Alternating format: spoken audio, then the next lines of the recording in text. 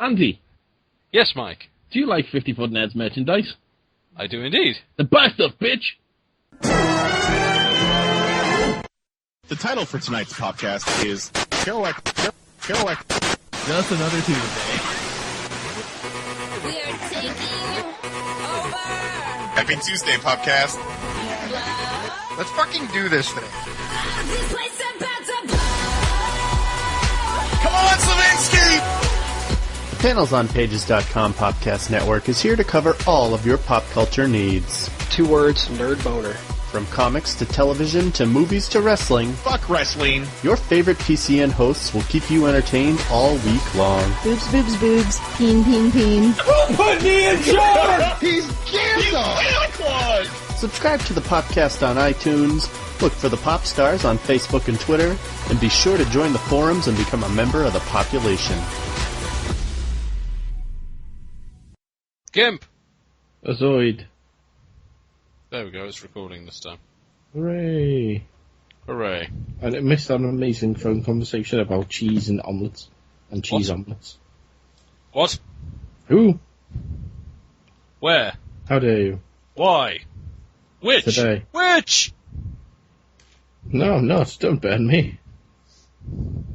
Burn the witch. Burn the witch. So says me, Kermit the Frog. I am on the hunter. Burn the witches. Yay!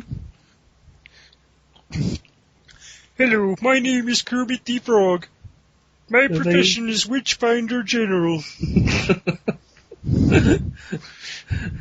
Hey! What are we doing today, Kermit? It's me, your apprentice, Fozzie Bear. Wagga wagga. Same thing we do every day, Fozzie. Hunt Pretend to be witches. Dutch, apparently. Eh? Pretend to be Dutch. We pretend to be Dutch. Hurdy with the clogs. A Swedish chef finds it very racist.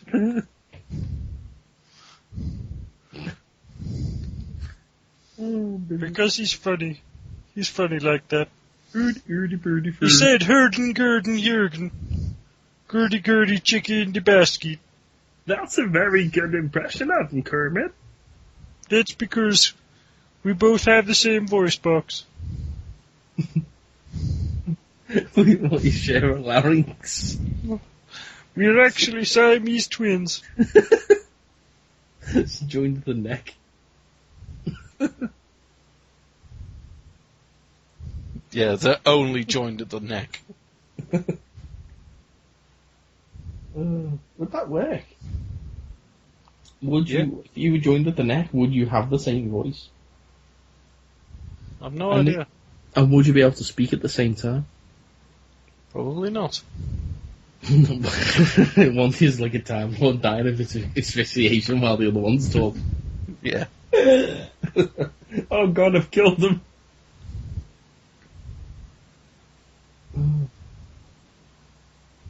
Actually, no, the other one wouldn't die, 'cause he'd still be using the lungs. So. Well, I don't know. Confusing. Imagine being joined up the nostrils. That would just be weird.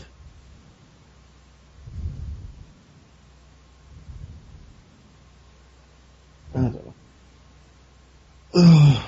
I do like the idea that Kim and the Frog, the Witchfinder General, though. My name is Kermit the Frog. I am the Witchfinder General. Welcome to the Salem Witch Trials. I accuse you of being a witch. Let's see if she floats. Burn her. Yay! Let's follow the... See if you can follow me on this idea. If she weighs the same as a duck, she's made of wood, and therefore a witch. Because witches are made of wood, clearly. What do we burn other than witches? More witches! Kermit, I'm not a witch. No, we were just hungry. Get on the fire, you pig. Nom nom nom.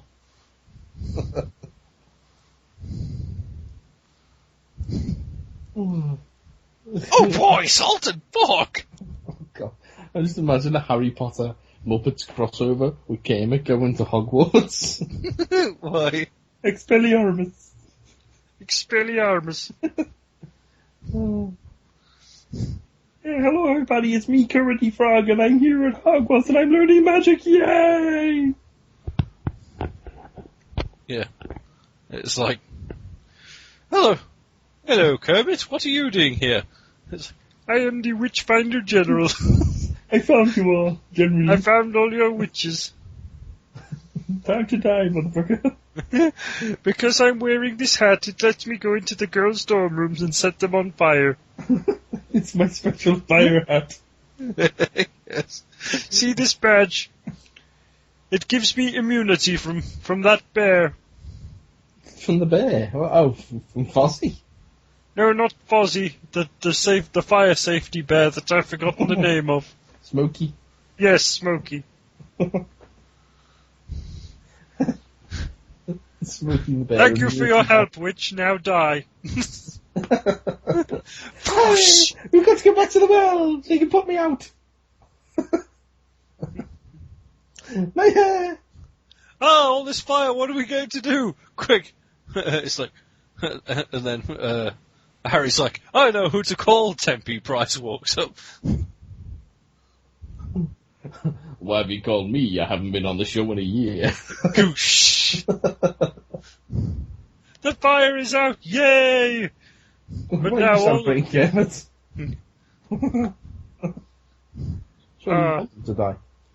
But it was only a trick. I was only dressed as the Witchfinder General so that 10p Price would have to come and put out the fire, and then I could swim in the juices of the ladies.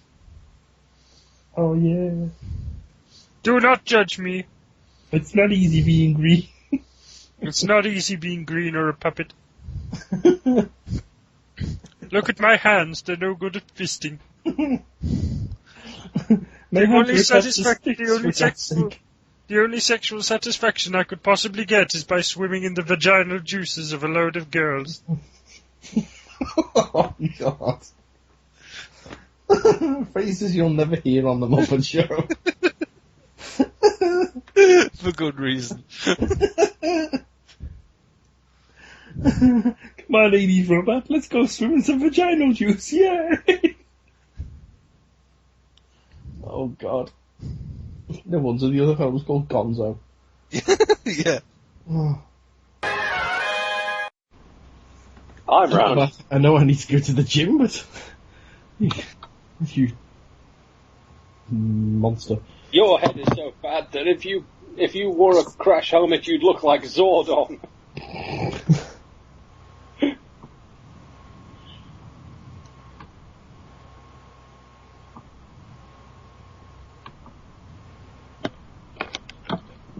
Oh, she can't come on. She's got to go to work.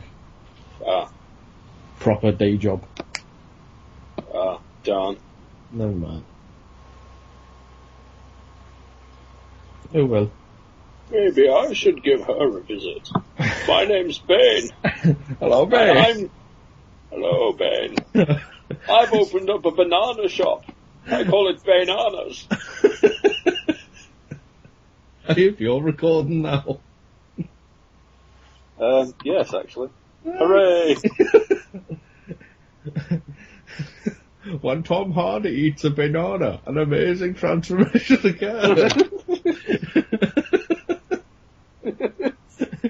Tom Hardy is Banana Man.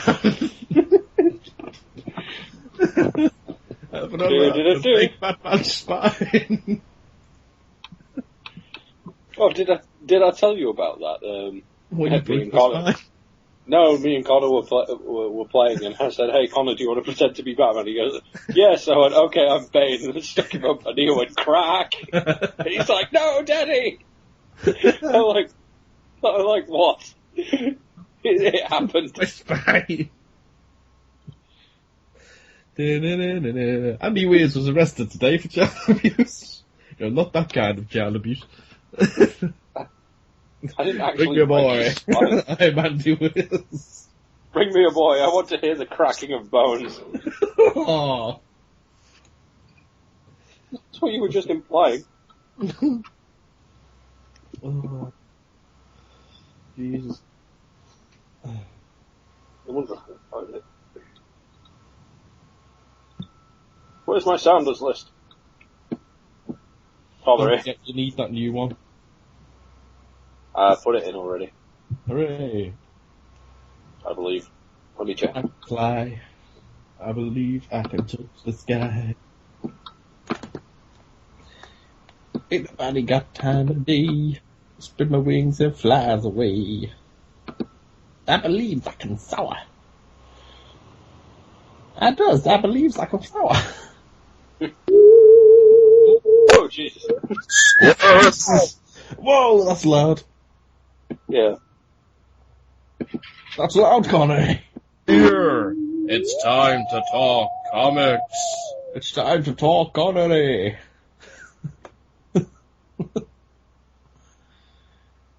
In this week's Connery.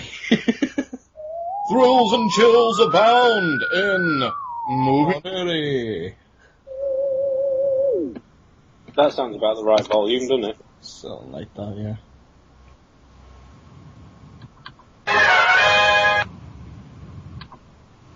Shit on a bridge, man. It is about Kingdom Hot Pocket. Bring me more.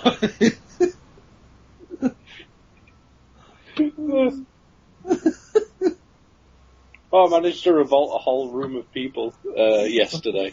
What a surprise. Yeah, just because you know I told you about the situation that started the Isn't Bad Kingdom Hot Pocket joke. Yeah. Yeah. Everyone on shift was basically being funny on the walkie-talkies again, and then Right. and Kirsty was with me. She's like, "Oh, have you heard of a blue waffle or whatever?" I'm like, "Of course I have. I live on the internet." Yeah, I remember you She's told me. like, she hadn't until the other day, and then I was like, "Oh, you want funny? Go ask Jade what an Alabama Hot Pocket is." Yeah. Right. And she forgot until the very end of the shift, where everyone, all the staff I've just been working with, and all the night staff that are about to come on, are all in the office. And then I turn to Kirsty and go, "Hey, did you ask Jade what it was?" And she goes, "Oh yeah, Jade, what's an Alabama Hot Pocket?" And then Jade struggles to explain it while I'm pissing myself laughing. And then when she does explain it, everyone's like, "Oh, God!" I'm just stood in the corner, just howling with laughter. You're mean. I know. Oh, The fun. What? What? What? What? I didn't say anything. Well, I said Okay. it's part of the fun. Okay. Connery Hot Pockets. I don't know what that means. Alabama Connery. That's my hillbilly cousin. He likes to be anally raped. What? It's the only way it makes sense. It No, it doesn't. Hot Pocket thing. That's why you take a shit in my Sporran.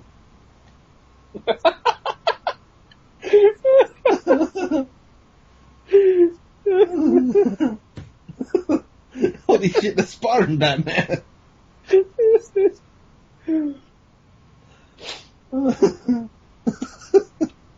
Oh God, it's Sean Connery. Sporran attack! What's the number one reason for a day off work in Scotland? Sporran attack! Shit in a Sporran. Oh, I can't come into work today, boys. I've got shit in my Sporran. I do Oh, that's understandable, eh?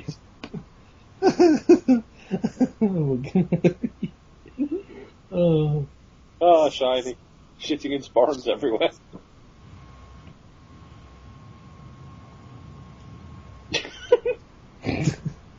God. Like this week's pre-credits clip. Just us talking about shitting in Sporran. The shiny shit. It's great! Well, at least he's not following me around anymore. He's following me around. Andy, look at my Sporran! Oh, God.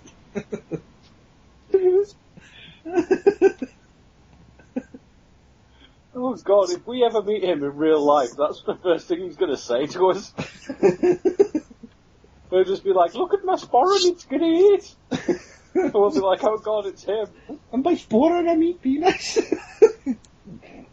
Oh, God. It's coming in shade,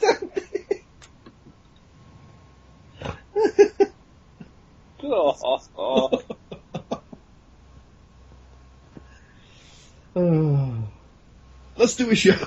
Credit.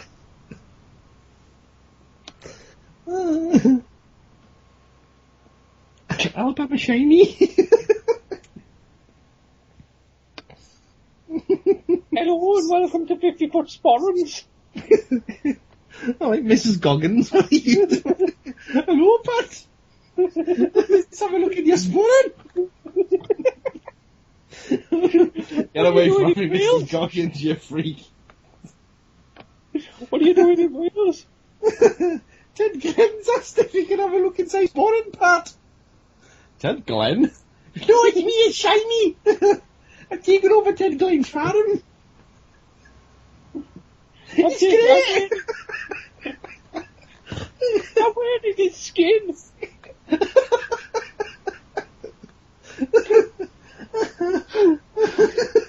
The Greendale Texas Chainsaw Massacre. Greendale Chainsaw Massacre. Postman Pat, running from his life from Shiny. Early in the morning, just the day is dawning, Pat's a screaming bloody murder in his van. Everybody knows that Ted Glenn's dead. Shiny took his skin and put it on his head. Baby, you can never be sure if you'll knock, ring, or shove shit through your door.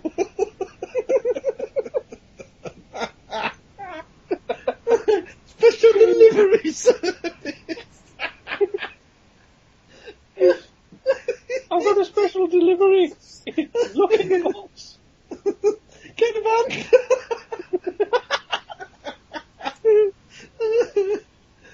Oh, brilliant. Oh. Wow.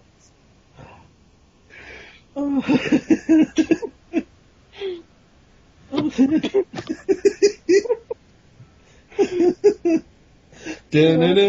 Postman Pat's dismembered corpse was found today. On this week's special episode of Postman Pat. Well, we've come to mourn the death of Postman Pat. They're all at his funeral. Oh. Oh, man. They're like, let's have one last look at Pat. They open the box and it's Shiny wearing Pat's face. It's great! Ah! Credit. Oh, fantastic. It goes to credits and it's like, wait for Postman Pat 2, the patterning. The patterning.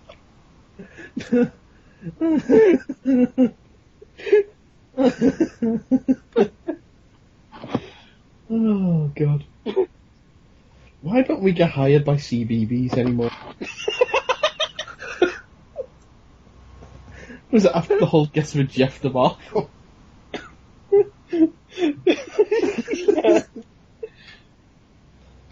I think so. Oh, fantastic. Right. I'm gonna have to go and get a drink of water. You what? Fucking cruciatus. Hello, kids. Congratulations, you're a bastard. My name's Evil John Lennon, and welcome to the bedtime hour. You're gonna sleep forever. Your parents won't be alive in the morning, kids. Can you smell that? No, you can't. It's a gas leak. Oh, God. Night, night.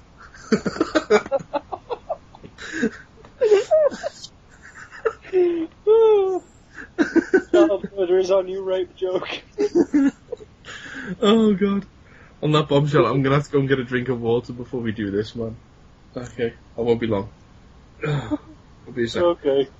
Alright. The 50-foot nerds were killed in their sleep tonight because evil John Lennon came in and murdered them.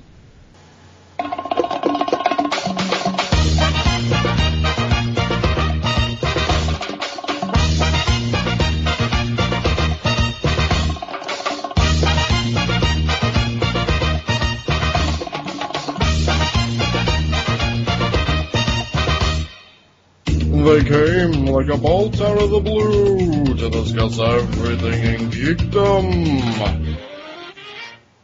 The Popcast Network proudly presents the attack of the 50-foot nerds.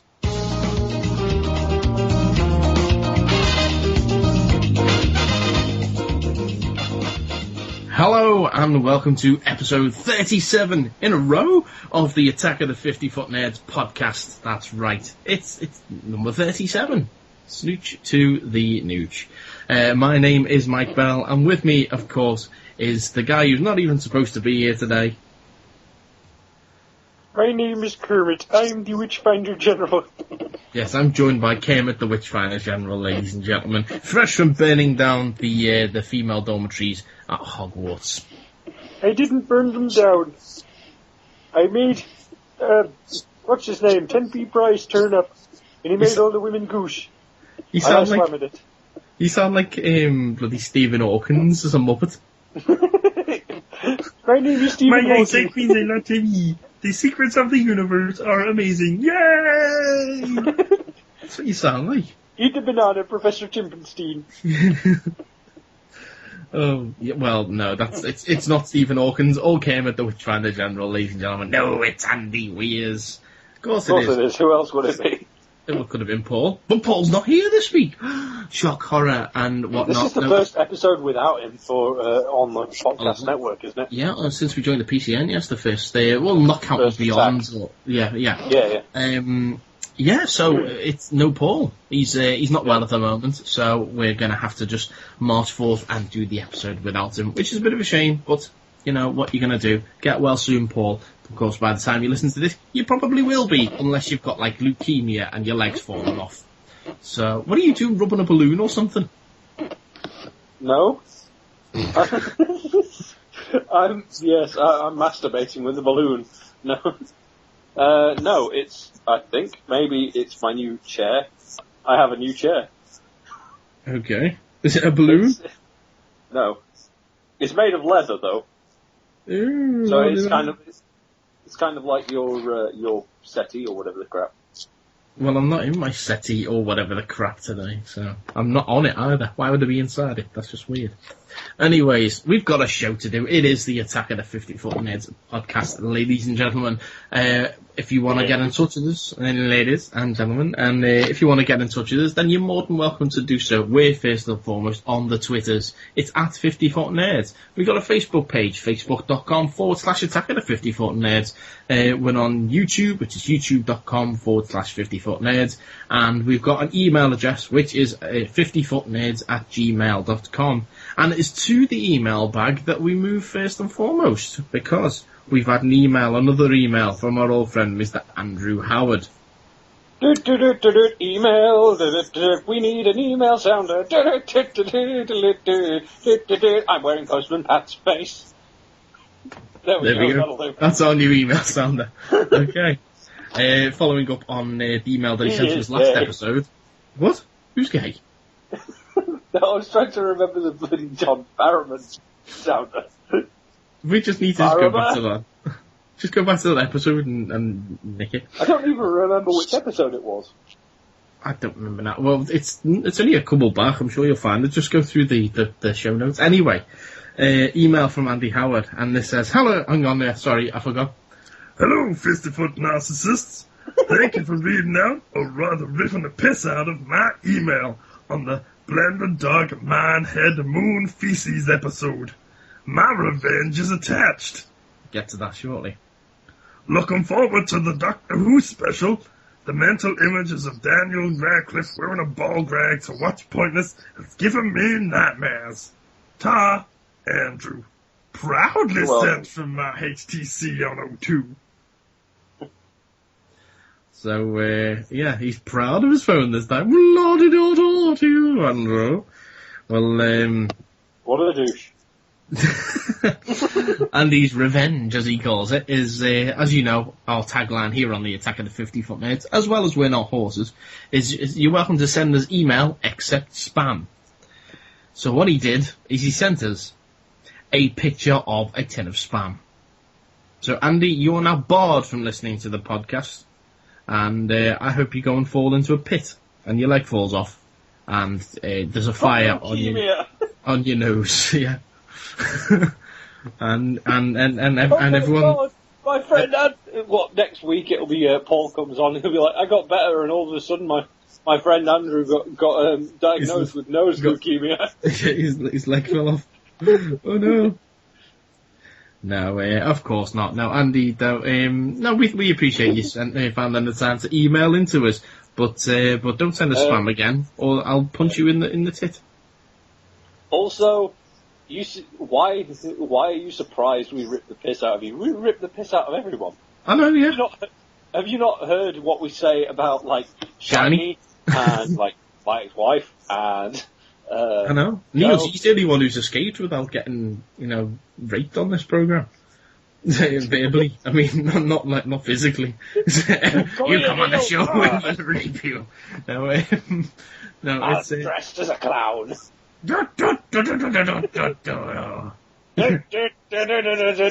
Rapist. I'm too pretty to be a clown. Come here.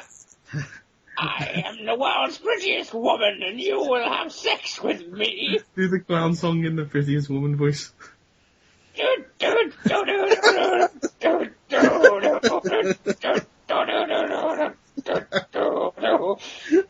That's evil.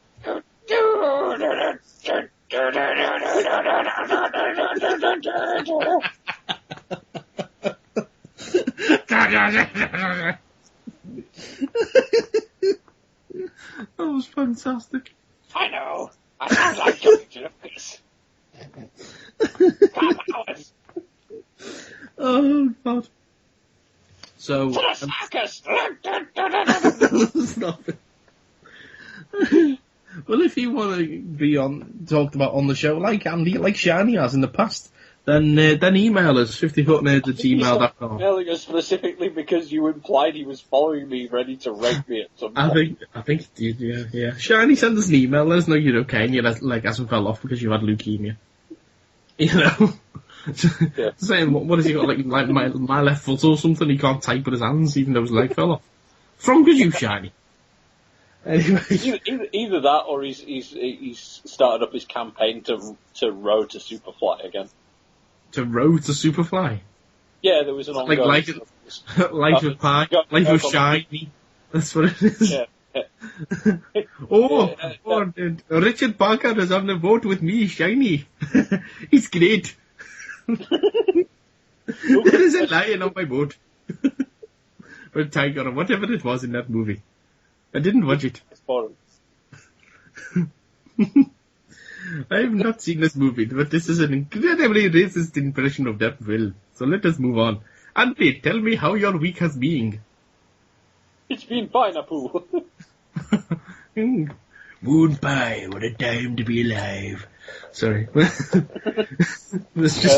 one of my favourite Apu moments in The Simpsons, is when Jasper tries to freeze himself in the Quickie Mart, and he comes out and he goes, Apu, he's only been in there for like 2 days, and he goes, Apu, age has ravaged your once youthful looks.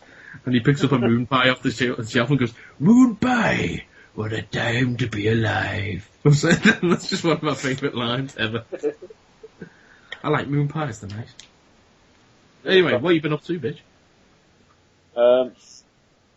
Let's see. I've got a new chair. That's about it, really. Now, been moving furniture around. My house has a lot more room in it now that we've got rid of one of the 3-piece suites. Hooray! So, yes.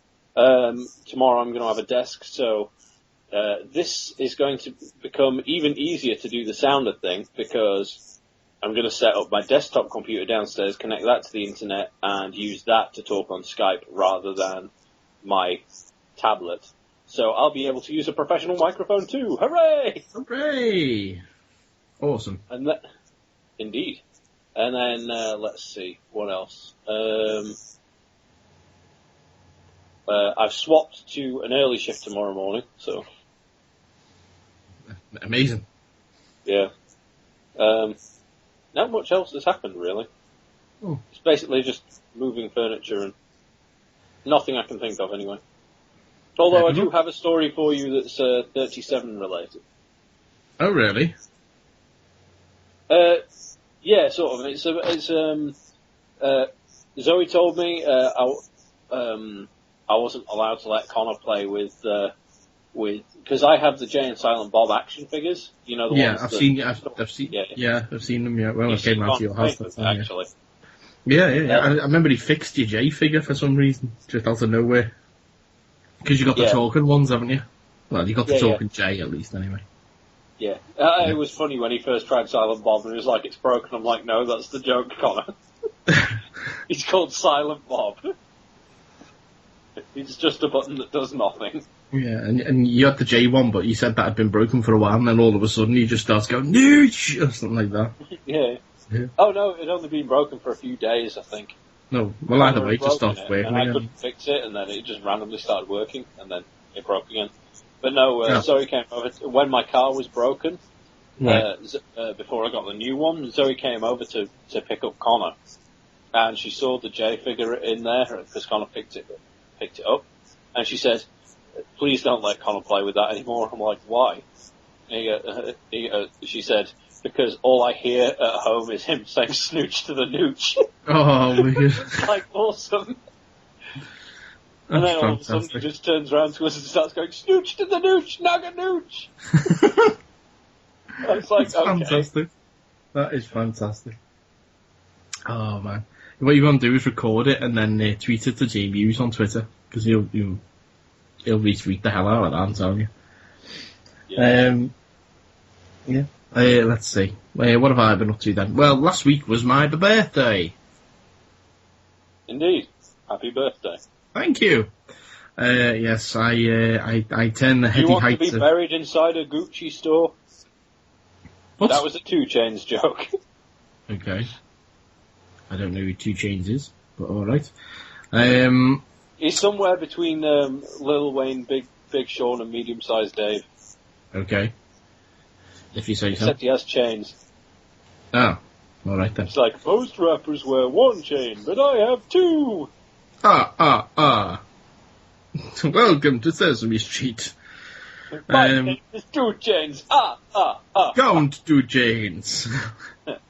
No, yeah, it was my birthday on Thursday just gone. So, how did I celebrate? I went to a Doctor Who quiz at Waterstones, the bookstore. And it was me, let's see who else. It was me, Tom, who's been on the show, Graham and Chester John were all there. Between the 4 of us, it was 74 points was the quiz in total. We won with 72 and a half points out of 74. So we quite won there. We were about 10 or 15 points ahead against us, ahead of second place, which was fun. So I did that. Let's see, what else did I do? Over the weekend, me and Paul were supposed to be going somewhere. I'm not going to say where, because it will be happening again at some point. But we couldn't go. Are you going to tell me? I'll tell you, but we didn't go. Cut this bit? Well, hang on. I'll just let me get to the end of this bit. Story. Yeah, but we didn't go because we were going to take my daughter, but she wasn't well. Unfortunately, she had a stomach bug, so she wasn't well enough to go. But it was It's quite funny. I mean, it's not funny that my daughter wasn't well, but my daughter hasn't thrown up since she was 11 months old. She's 5 now. She's nearly 6, and so this is the first time in like over 4 years that she's thrown up. And she was so young last time that she doesn't really remember it. So she was throwing up, and she was like, "I don't know what's going on. What's happening? Why is it all burning?" Oh no, bless her. So that wasn't nice. But as soon as, in fact, possibly even this weekend coming, we're gonna reschedule what we're gonna do. And I was gonna take my daughter, and Paul's gonna take his kids, and we're gonna go and do that, which will be covered in a later show. So that's that. Apart from that, I've had the week off work, so I haven't really done much else. Lucky you. No. Yeah, I worked all day yesterday, all day today. I'm working an early tomorrow, basically, because the hot boss, batted her eyelashes at me, and I was like, how can I say no? Oh, really? Well, No. she's working my late shift for me then, because it was because someone phoned in sick, and she was like, "Oh, can you do all day tomorrow? Or can you swap to the early?" And I'm like, "I don't think I can." As much as you'd want me to, I cannot really do all day when I've already worked 2 full 14-hour shifts. Yeah. I will probably die. Probably. We had this conversation earlier, and she's like, "Yeah." And I said, I'll swap to the early, and then tried to find someone to cover the afternoon so she wouldn't have to work it, but couldn't find anyone. So I've just remembered something else that I did. Last weekend I hung around with Toby to Haydock. my boss. No. No, Toby Haydock, guest of the show. Yeah, me and him. He was doing a couple of stand-up shows. I still haven't listened to that episode. Oh my god, disgraceful.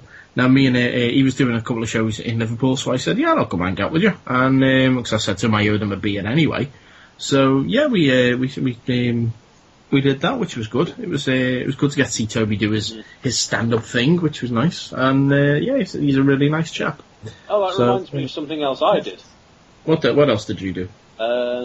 Went to your boss. Other than that. You're not down, are you?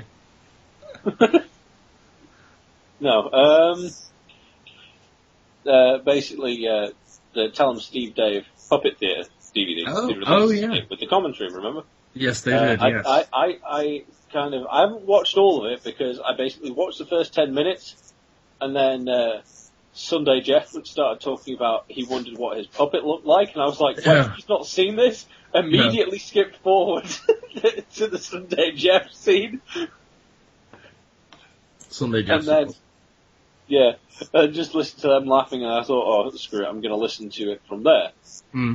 And then listening to them going through the credits. Oh, I wonder what this could be leading up to. Yeah. You get a mention. Yes. And so does Joe. Yes. And so does J Sarge. And I'm like, I made you a sounder too, man! And remember me! Yeah, no, yeah, we all get mentions on the Tell 'em Steve. If anyone bought the Kickstarter... Yeah, apart from you.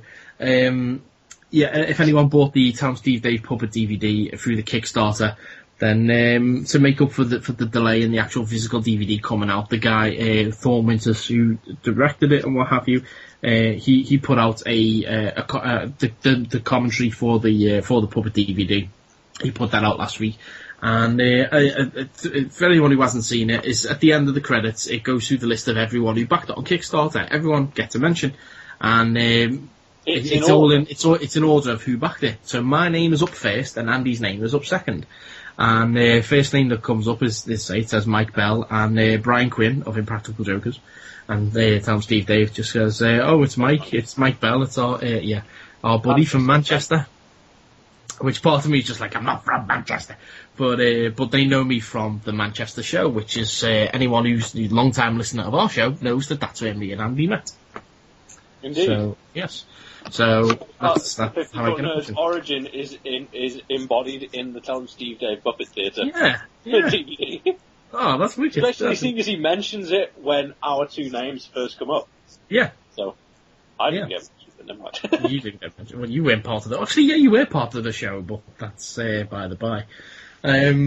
But Yeah. you weren't. You're not as central as I. But anyway, so yeah, and Joe gets a mention. Mimo. As we just mentioned there, J Sarge, who you collaborate with occasionally, and is also in Irving's basement with Joe, and Declan, of course, you say, "Oh, he's creaky knees himself." So, yeah, there's that. Yeah, I watched that, and it's still just Sunday Jeff. That's all. I tweeted you the gift, didn't I? Yes, you did. Listening, yeah. But that's enough. That's enough of that. Anyway. I like the next day. I logged on because I looked at that on my phone. Right. Then I came home from work, logged on my computer, and found it in the 50-Foot Nerds Dropbox folder too. Yeah. Because why not? So yes, that's enough of that. Let's do an actual show then, and start to talk about people who are in the realm of geekdom. Shriek in terror! It's time to discuss people in geekdom. Alrighty, this week's first person in geekdom. It doesn't get much more geekdom than this guy. It's Ray Charles? No, Craig Charles. That would have been a bit different if it had been Ray Charles. I'm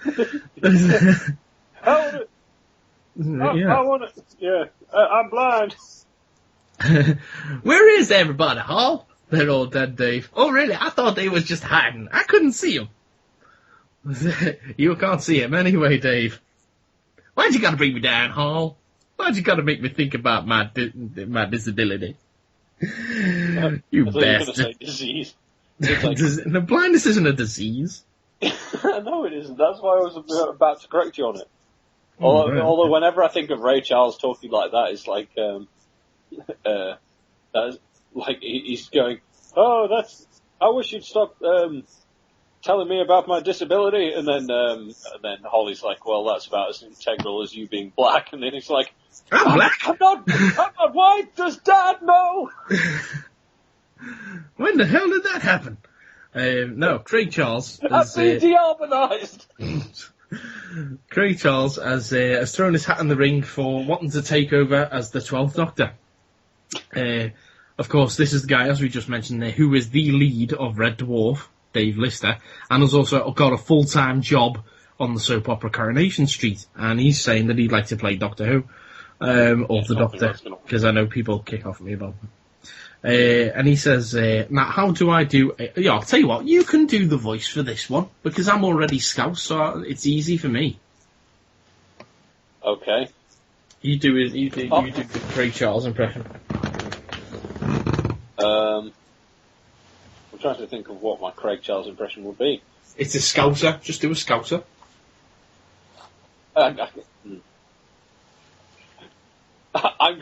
You're going to yell at me.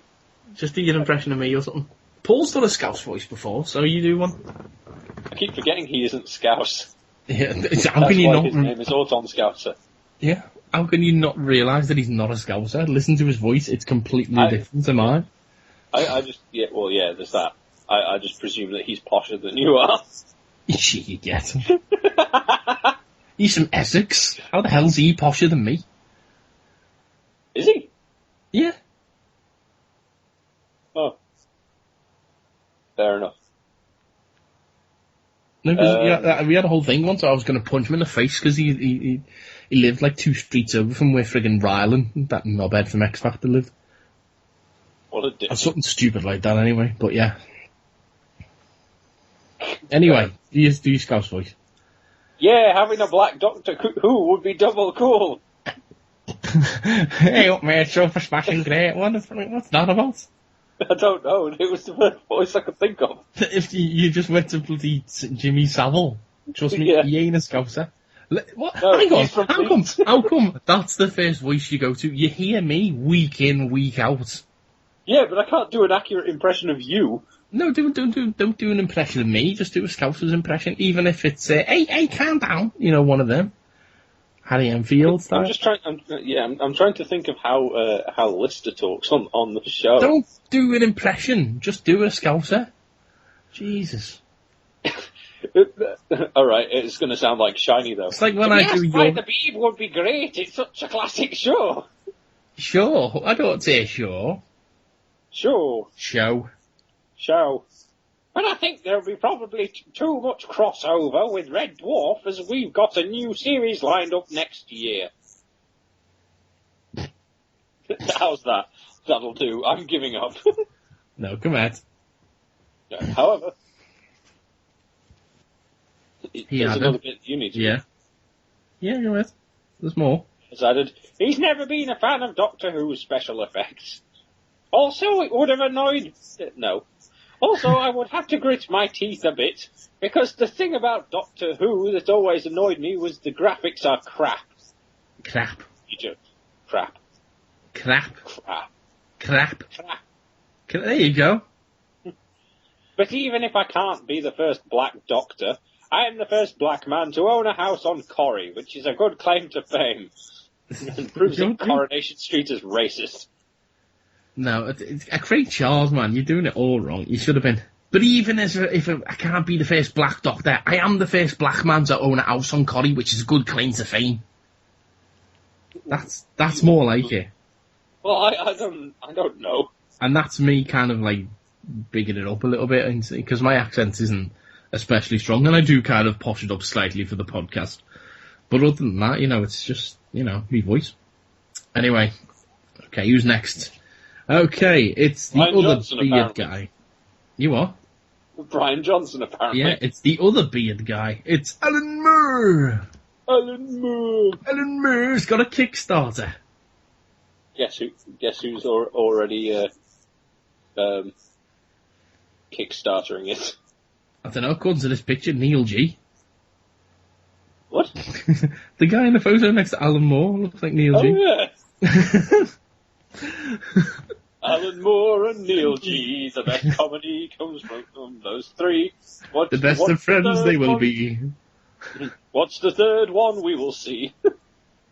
It's a woman on the phone. It looks like. No, yes. If you scroll down the YouTube thing there, it looks like a woman on the phone. I'm not sure if it is. Anyway. Sort of sci-fi helmet. Alan Moore has launched his Kickstarter. It's he wants to make a new short film called His Heavy Heart, and it will complete the Comics Legends cycles of Jimmy's End short films with director Mitch Jenkins. I'm presuming that's the Neil G chap there. Yeah. The simple-minded backwoodsman, is seeking funding for a film of 5, for the final film of 5. 2 films, Act of Faith and Jimmy's End, have already been released, with 2 more yet to debut. So he shot 2 more, but they haven't come out yet. The campaign will also fund a DVD collecting the 5 short films and help to launch a feature film follow-up. Upon Reflection and A Professional Relationship are the unreleased ones. Pledge incentives include a limited edition poster, t-shirts, signed copies of Moore's screenplays, and a visit to the set. As of the writing on this article, which was on June the 18th, which was last Tuesday, it had raised £7,701 of its £45,000 goal, and the Kickstarter ends on July 17th. Yep. It has now raised 13,907. Nearly there. 22 days to go. Let's see, what can you get for your donations? Let's see. For £3 or more, you can get a Jimmy's End pub mat. Wow. Let's see, it's £5 or more, you'll get a high-res screensaver of Christian Hammerstad's colour artwork, plus a Mitch Jenkins photo of the cast. £10 or more will get you the digital download package. All 5 shorts, films 1 through 4 will be delivered upon campaign end, so you can have them within the next 22 days, and the 5th obviously will be given once it's shot. £20 or more will get you the Kickstarter exclusive limited edition film poster, plus the digital download of all 5 films. Kickstarter exclusive t-shirt and the download. Let's see, £30 or more will get you the Kickstarter exclusive DVD and illustrated book. A home media package includes DVD and full colour storyboard by Christian Hammerstad with text from the screenplay by Alan Moore. DVD includes the 5 shorts plus behind the scenes footage. And you'll also receive the photo set by Mitch Jenkins. Woohoo. £40 or more will get you the Kickstarter exclusive limited edition film poster, DVD, and illustrated book. £45 or more will get you the Kickstarter exclusive T-shirt, DVD, and illustrated book. £50 or more will get you the signed exclusive Kickstarter DVD and illustrated book. That's a limited one. Another £50 pledge would be the T-shirt, limited edition, blah blah blah blah blah. Kickstarter limited edition T-shirt and poster with the DVD book, with the book and the DVD and what have you. £50 or more, 2 DVDs and illustrated books. £55 gets you the screenplays of all 5 shorts. £60 or more gets you an invite to the exclusive screening in London. That's the one I got. Is that what you went for? Yeah. Yes. So you're going to London to watch the shorts then, yeah? Me and a guest. Ooh, lovely. So I was going to propose 50-foot review. Ooh, that'd be awesome. Yeah, me and you go down and we'll review it. Awesome. £70 or more. That's my idea. I saw that and saw you and a guest. I was like, me and Mike can go and watch it. Hooray! Awesome. £70 or more gets you 3 copies of the DVD and the book. £150 or more gets you signed screenplays, the DVD and what have you. £250 or more gets you a prop from the films. So there we are. £500 or more gets you an on-screen credit. £500 or more, another one would get you original Squirrels artwork by Christian Amistad. That's already been taken though, so don't worry about that. £1,000 or more gets you the ultimate package. Visit the set and receive it receive. No, it isn't. It's not. What? It's not taken. The Squirrels artwork. Oh, do beg your pardon. No, my mistake. I thought there's only one of them though. Yes, I thought it said it had been taken.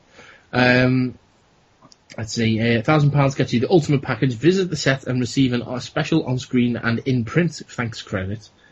£5,000 or more gets you executive producer credit, personalised signed DVD, poster, and screenplays.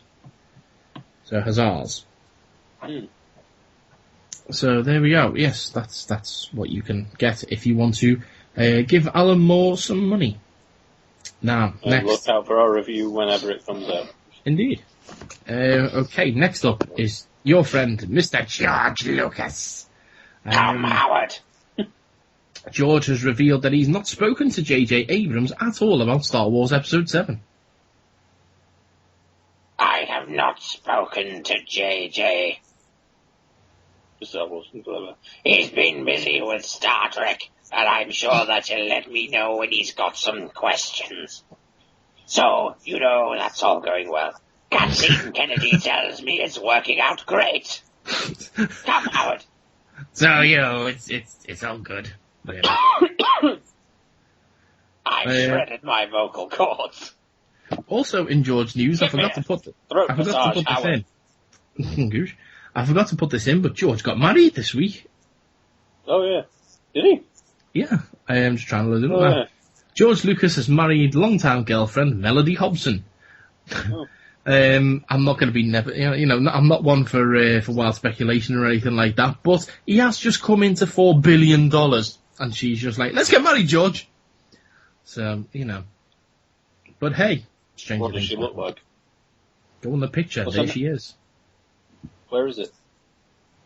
Just search for George Lucas, Jesus. The pair, who announced their engagement in January, married in front of guests such as Ron Howard and Samuel L. Jackson. Star Wars creator 69 has been married once before to film editor Marcia Lewis and has been in a relationship with Hobson since 2006. But they never got married before he got his $4 billion. Again. Ron Howard went on Twitter following the ceremony, posting, George Lucas, Melanie Hobson, wedding was joy to behold. Bill Moyer's service was beautiful, nothing short of profound. Congrats, Mr. and Mrs. Lucas. Monday, Tuesday, happy days. Do you know what one of the worst things about this happening was the fact that I just went to search George Lucas marriage in Google, and one of the third result of the predictive thing is George Lucas married black women. Well, she is black.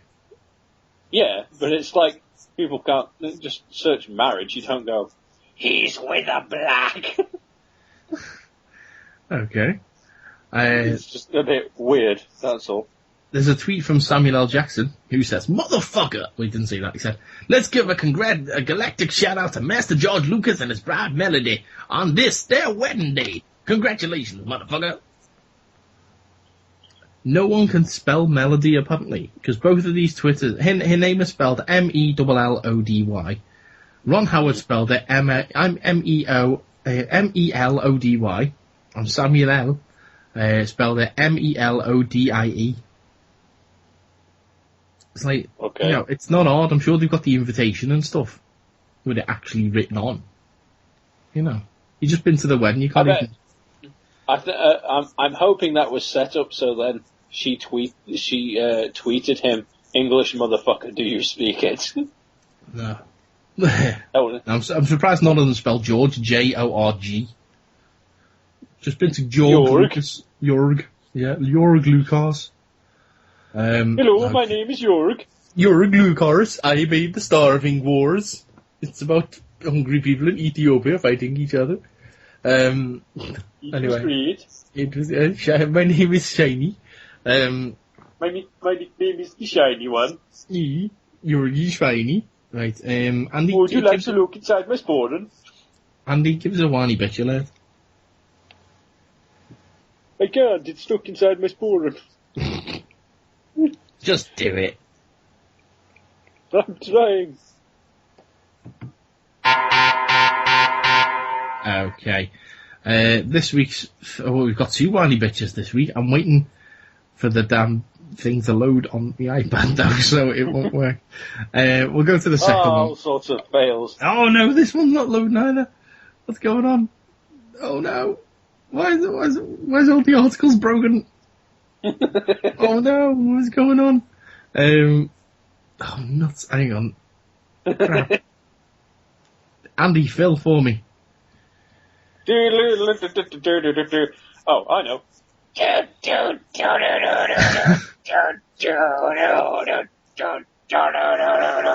here we go. Okay, here we are. Okay, first whiny bits this week. First whiny bits this week is Gene Wilder, the noted movie star and old comedian. What? Gene... What? What? I can't hear you. What? Am I black? Does Dad know? Okay, it's going back to that, isn't it? Gene Wilder has he's being a whiny bitch about the Tim Burton version of Charlie and the Chocolate Factory.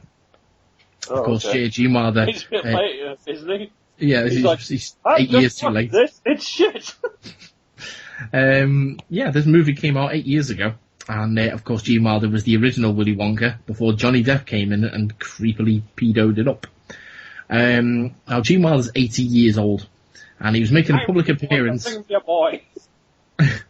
He was making an appearance for Turner Classic Movies on Thursday, June the 13th, when he expressed his dissatisfaction with Burton's 2005 film. He says, now, do you know what? I'm going to go for Edwin voice on this one. He goes, "I think it's an insult. It's probably Warner Brothers' insult." All right, then. Oh, okay. He's not a fan of Tim Burton or Johnny Depp, he says here. He says, "Johnny Depp, I think, is a good actor, but I don't care for that director. He's a talented man, but I don't care for him doing stuff like he did." Oh, so okay. basically, he's just saying, don't shit on my movie, motherfucker. Which, to be fair, I mean, they're both very different films. Yeah. Do you prefer the old one? They won that Saruman.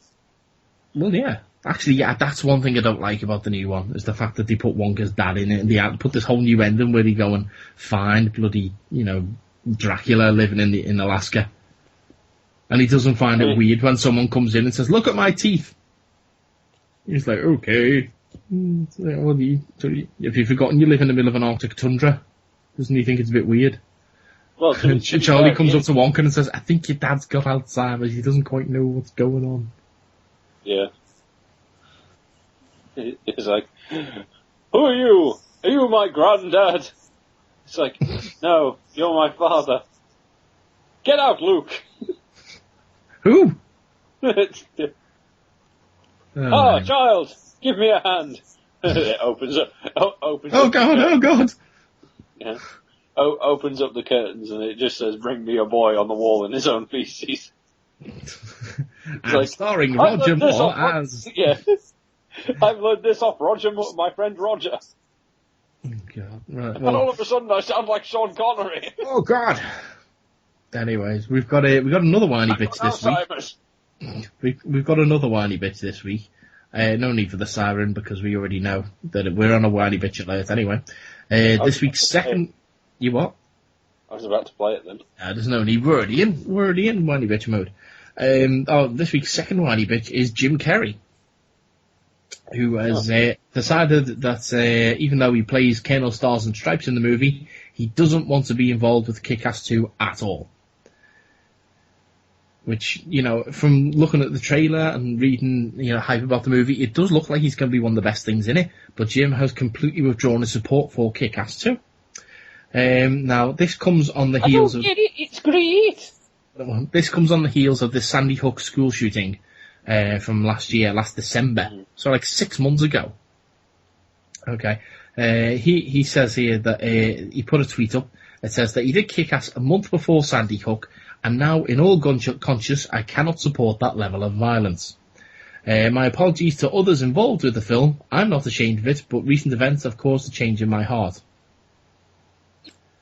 So hang on. So he did the film. A month later, a lot of kids got shot. I know that's quite a sad thing to happen. And then 6 months later, he goes, "Do you know what? Nah, I can't support a violent film that I was in." Why didn't he say this 6 months ago? Plus, the fact of the matter is, he hasn't actually said, "Well, I'm going to give back my my paycheck that I received for the movie," or he's not said, "I'm going to donate it to the families of those involved with Sandy Hook" or anything like that. So. No. He's happy to take the money and run, but he just doesn't want to go out and actually do the talk shows or do any of that nonsense to support Kick-Ass, even though he's the star of it, It's like last time they had Nicolas Cage as the big name, this time they're going to give Jim Carrey. I know Aaron Taylor is the main, he is Kick-Ass. And I know, obviously, he's the star of the movie, but still, he's still not a big name. That's why you need someone like Jim Carrey or Nicolas Cage in it. Yeah. So, it's just a bit of an RA, So, stop being a whiny bitch, Jim, and do something about it. Simple as that. Right. Okay. Oh, at the bottom it says, Kick-Ass 2 producer Mark Millar baffled by Jim Carrey withdrawal. I don't get it, it's great! Well, we're going to stay with Mark Millar. Funny you should bring him up, because the Queen's Birthday Honours list was revealed last week, and of course Mark Millar was on it. Mark Millar will now be Mark Millar, MBE, for his work in entertainment. That's right. My MBE! He's gay. He says... I put it in my Sporran. We've got some quotes here from Mark, and he says, "Oh, these kind of orders you usually get to see other people getting, so it's quite nice. I got an honorary doctorate last year, so I'm starting to feel very respectable. I want my kids to write MBE on the Father's Day card, because it's great. My partner Lucy's very excited. Women love a nosy around other people's houses because they think they're great.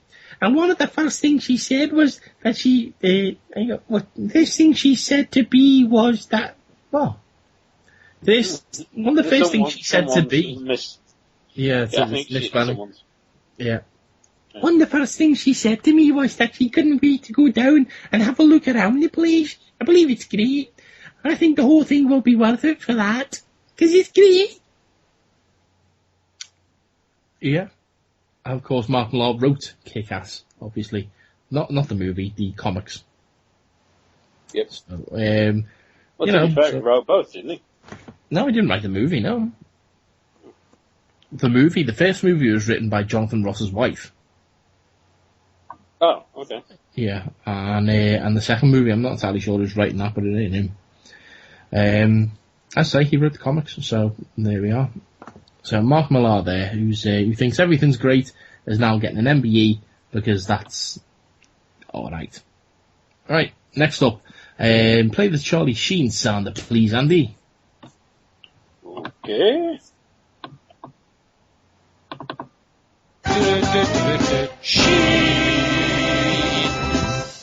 Oh, Charlie. Charlie's the guy who says everything that we want to say. Right, just as a bit of background to this story, I'm going to let you know. We don't really cover stuff like this on the show, but the background to this story has to be explained. Okay, Andy, you know about the teen mom, right? That stupid girl who did the sex tape thing. Maybe. Oh, well, I'll do the whole explanation. There's a show on MTV called Teen Mom. It's basically about young girls who get knocked up, and the hilarity that ensues during the pregnancy and subsequent birth and looking after the child and whatever like that. It's basically about dumb sluts. So this girl got knocked up as a teenager and had a kid. And MTV went, fascinating, let's stick a camera on it and see what she does. Well, she's an idiot.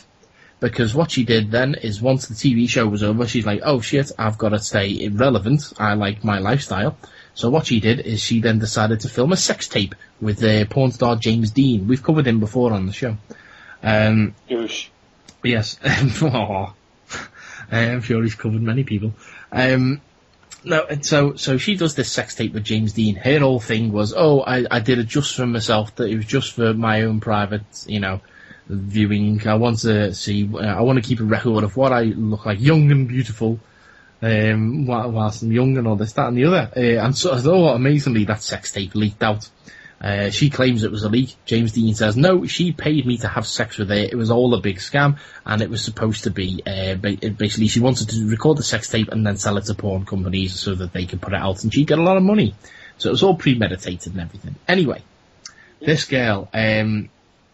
She somehow gets hold of Charlie Sheen's mobile number and starts texting him, I'm going to be out in Los Angeles. She now considers herself a porn star, by the way. Okay.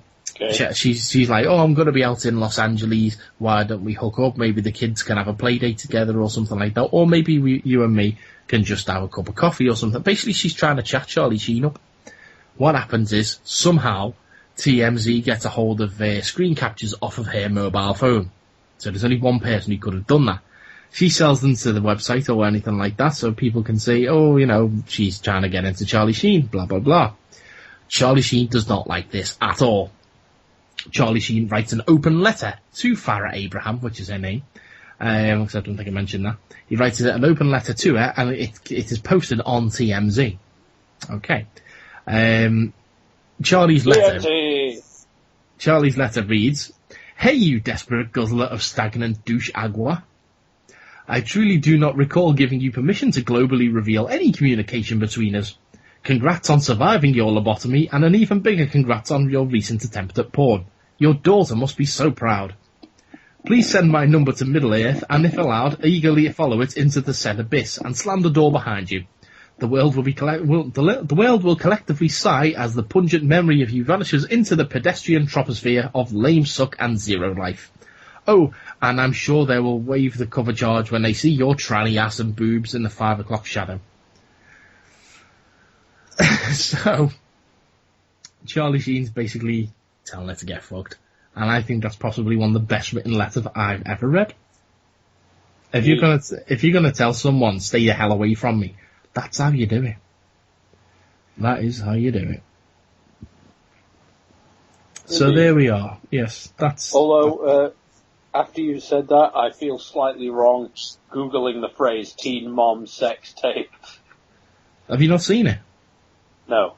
Oh, well, I've seen it in research purposes, obviously. I had to have a little look, but no, she's terrible. Yeah. Anyway. Yeah, she looks kind of horrible anyway. Although I saw an article underneath where she's like, I masturbate to my own sex tape. It's like, okay. Yeah. Well, I'm going to move on to our final story for people in geekdom, and this is possibly my favourite story in this section this week. Sorry, I've opened something different. For some reason, I've got a picture of Nicki Minaj topless. But of course. Now, bloody Nicki Minaj. Andy, play this gentleman sounder, please. Okay. And now, Mr. Marvel himself, Stan Lee. Oh, Stan. Oh, Stan. oh, God, Stan, what are you doing?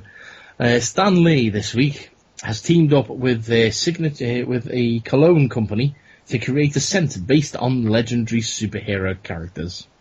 The Stan Lee signature cologne. Yes, he teamed up with JADS International. He wants people to smell the same way that superhero characters do. Like sweat, basically. Andrew Levine, chief executive of JADS International, which made the scent, explains, "We wanted to do something. We talked about it, and he said, 'Oh boy, I never thought about my characters and what they smell like,' he said. He said, everybody would smell pretty good, apart from the Hulk." Stan Lee's signature cologne includes aromas of bergamot, ginger, white pepper, basil, and violet, with accords of cedar, vetiver, and musk, and aims to capture the villainous as well as heroic traits of Lee's character. "You want to feel like Iron Man? You have to have a little bit of Loki," says Levine. Stan explains, "I felt a touch of villainy added to the scent, and would make it more interesting and be a greater appeal to females who always find a villain interesting if he's rich and handsome, and smells good. In a perfect world, I'd want to add a whiff of comic book store aroma. The smell of newsprint and coloured ink, the rush of enthusiasm and the thrill of discovery, and horrendous B.O. Yeah. That's me, not Stan. The cologne retails for $24.99, that's about £16, for a 100ml bottle, and is sold on the JADS website, and will also be available at select comic book stores and conventions. Sweet Jesus. So if you want to smell like Stan, then go do it. And I love the promotional picture at the top there, because nothing makes me buy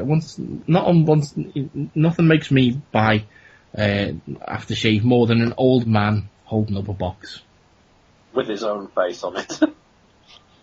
That's just weird. It's just, he's got his glasses and his moustache. Jesus. It's like, "Oh boy, smell like me, super friends." And then just randomly Spider-Man. Because why not? So that's people in geekdom this week. Well, let's move through to film news then. Thrills and chills abound in movie news. Okay, first things first, we've got another person. The right sounder. Yes, first things first, we've got another person to talk about who also has a sounder. So Andy, please, at last, play this guy's sounder.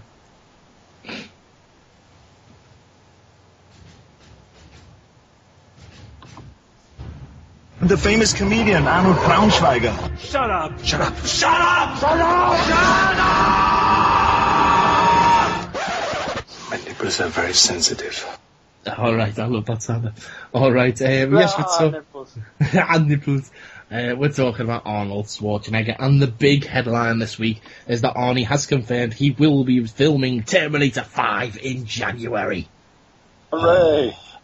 Yes, after being somewhat missing for Terminator 4, even though they did use a weird CGI likeness for him, he will actually officially return in Terminator 5. He says that he's starring as the Terminator. However, following news seem to have clarified that, in fact, he may not be the Terminator. The next news report here is that Dwayne "The Rock" Johnson will be playing the evil Terminator in Terminator 5. The movie seems to be set during the 1950s or 1940s and will revolve around the Terminator going back in time to kill Sarah Connor's parents before she's been born. How'd you take out John? It's the grandfather paradox. Quite literally, possibly. That would be weird. If John Connor comes back and checks his own... Oh, no. Oh, God, that would be so... Oh, my God, his genes would be so fucked up if his father was his friend in the future and he was his own grandfather at the same time. Oh, man, that would just be so weird. They should totally do that. They should totally do that, though, just so it's insane. Dwayne Johnson, The Rock. The Rock, what do you want to go back in time for? It turned out John Connor was was a Terminator the entire time, and all of this is just a fabrication. Well, that was going to be the original ending to Terminator 4, wasn't it? Did you know that? No, I don't remember that. It turned out that John Connor was a Terminator the entire time. Terminator 4, spoilers, but Terminator 4 ends with Christian Bale's John Connor getting punched in the heart by an evil Terminator, and he's going to die. So what they do is they take the heart out of the guy from Avatar. I forget his name now. He's a Terminator with a real heart for some reason. So they take the heart out of him. He's like a cyborg. It's weird. And Helena Bonham Carter. Helena Bonham Carter's there, and it's just all weird. Anyway, so they basically take that heart out of Avatar dude and stick it inside Christian Bale, and that's the end of Terminator 4. The original ending, which got leaked out, and everyone went, "What the fuck?" So they changed it. The original ending was going to be, and I'm not lying about this, you can look it up. The original ending was going to be John Connor dies. That was going to be it. And they were like, oh shit, the saviour of humanity, the guy who's supposed to save the world from the robots is dead. We all need a figurehead on what we're going to do now that he's dead. So what they say is the fella from Avatar, the Terminator says, tell you what, take all my skin off, peel off John Connor's skin and put it over me, and I'll pretend that I'm John Connor. That was going to be it. That was going to be it. He was going to pretend to be John Connor. That would have been amazing! It was awful. I don't know. I really like the sound of that ending. It's like, so the uprising is actually done by a Terminator wearing a dude's skin. That sounds so fucked up. Doesn't it just? Yeah, it's like, I don't know what's worse. I don't know what's worse. And then it turns out it's the Terminator the Terminator wearing John Connor's skin that sends the dude back in time. Yeah, that's what it would have been. I don't know. It's so messed up. I don't know what's a worse ending, that one, or the fact that John Connor is defeated because the Terminator punched him in the heart. That is kind of... That's lame. But he doesn't even stab him or anything like that. He punches him in the heart. That's ridiculous. But anyway, so what they're saying for this Terminator 5 is that Schwarzenegger will play a human with a close connection to the Connor family.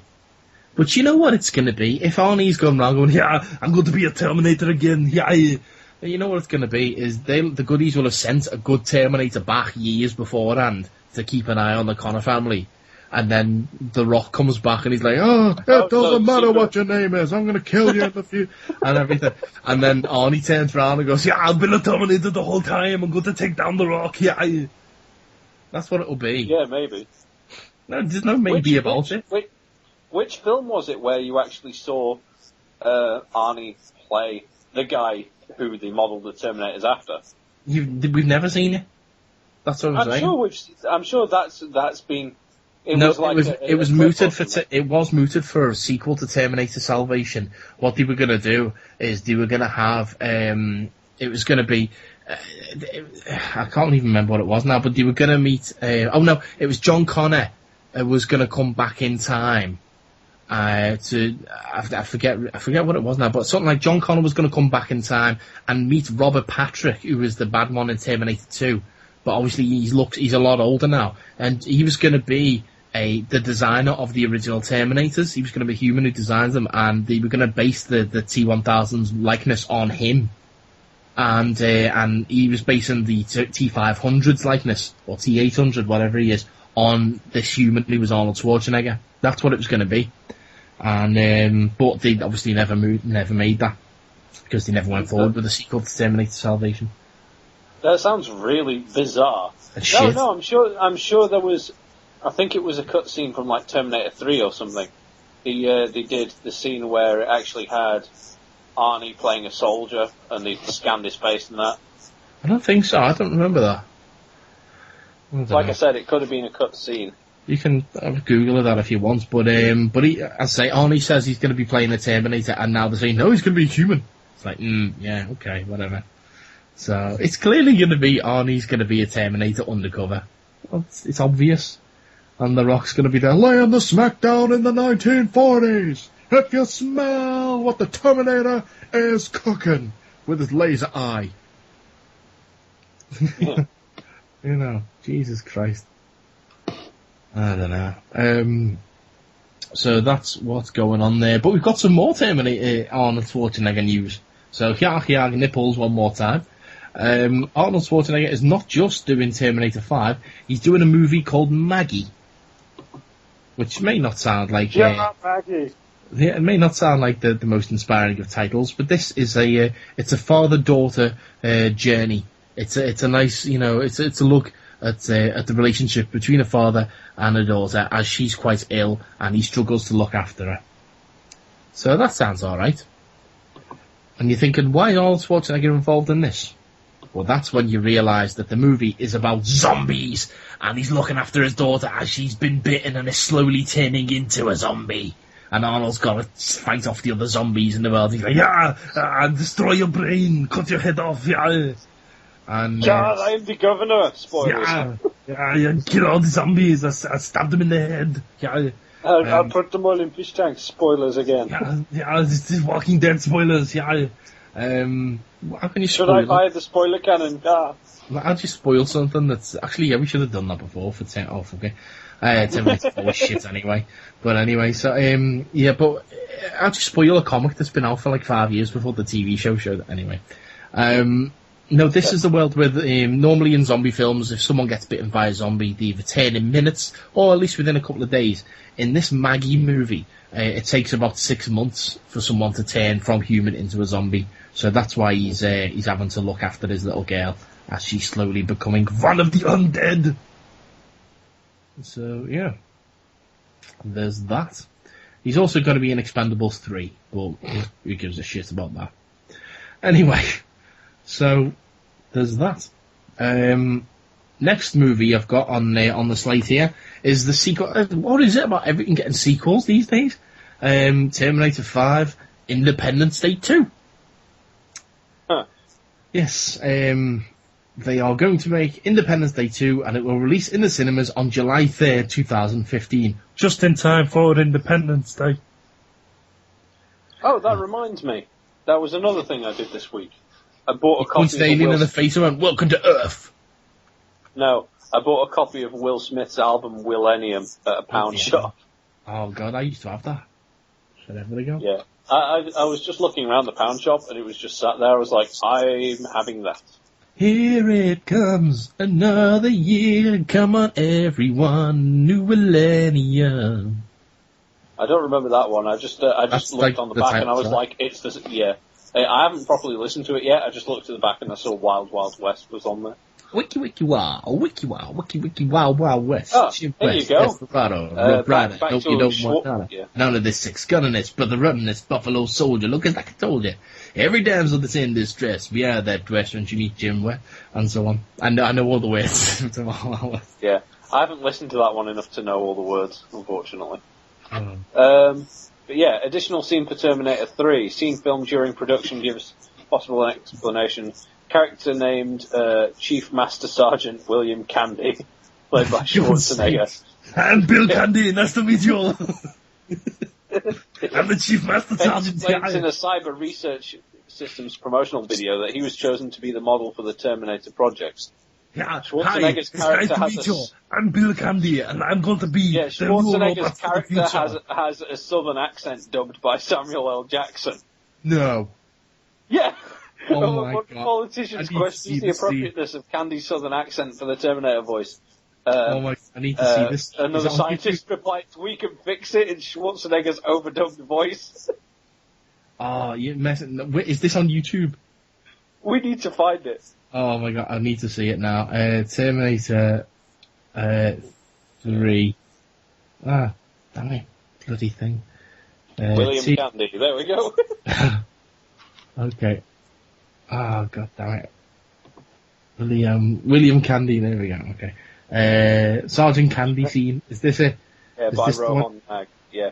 Hold Yeah, on. okay. Just go to the beginning of it and then we'll 3, 2, 1. Okay, we'll sync up. Okay, hang on. Yeah. So, Oh, anyone God. joining us, go search Terminator 3, William Candy, and go Terminator 3 Sergeant Candy scene uploaded by Rohan Mag. Rohan Nag. Okay, right. Oh, goddamn, I've got a freaking advert. Go away. I just heard Peggy 16. There we go, right. Okay. Right. Hang on. Come on, load up. Right. Really funny scene which should have been in the final cut of the film, so it says the comment. Yeah. Says the description. Okay, sorry, I'm just waiting for the actual thing to load. No worries. It's just a straight... I can't believe Samuel L. Jackson dubbed Arnold Schwarzenegger. Why is it in the film? And then Arnold dubbed a random scientist dude. What the hell, man? It was hilarious. I told you the scene existed. Oh my god, right, okay, you ready? Okay, we're gonna hit play then. In 3, 2, 1, meh. CRS, Cyber Research Systems, present a preview of our upcoming product line. Say hello to the soldier of tomorrow. A fully ground defensive system. And in the air, the hunter-killer aerial weapons platform. This is in Terminator 4, this thing. Thanks to top Killer, yeah. The revolutionary artificially intelligent battlefield management network. From intercontinental missiles to the individual soldier in the field. Skynet. Sorry, I'm like...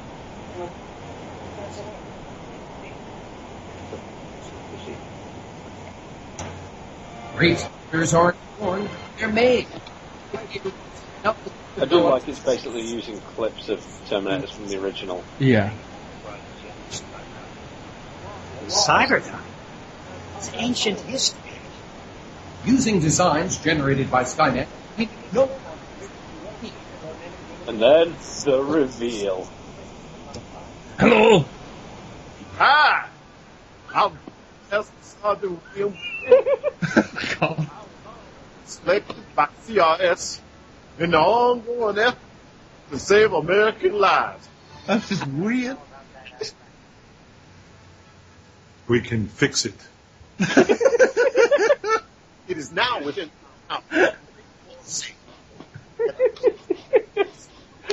Just like that one random guy just turns around a week and fixed it. I want to see a whole film with Samuel L. Jackson redubbing Arnie. That's brilliant. Oh my god. Oh my god. I want a whole film of that. Hi there, I'm Arnold Schwarzenegger. Motherfucker. I told you. It's awesome. God, that's amazing. That is up there in the par with Arnie on the Terminator 3 commentary, just going, yeah, look, she has the boobies, yeah. Oh my god, that was genius. Oh my, fantastic, that is. Hi there! We can fix it, yeah. Like, Terminator 3 would have been such a better movie if it had that scene in it. That would have just been amazing. Yeah, everyone's like, oh, it's all shit apart from the one scene where Samuel L. Jackson is doing Arnold Schwarzenegger's voice. Everyone would just be like, what? Okay, do you want to hear a few things about William Candy from the Terminator Wiki? Yeah, go on.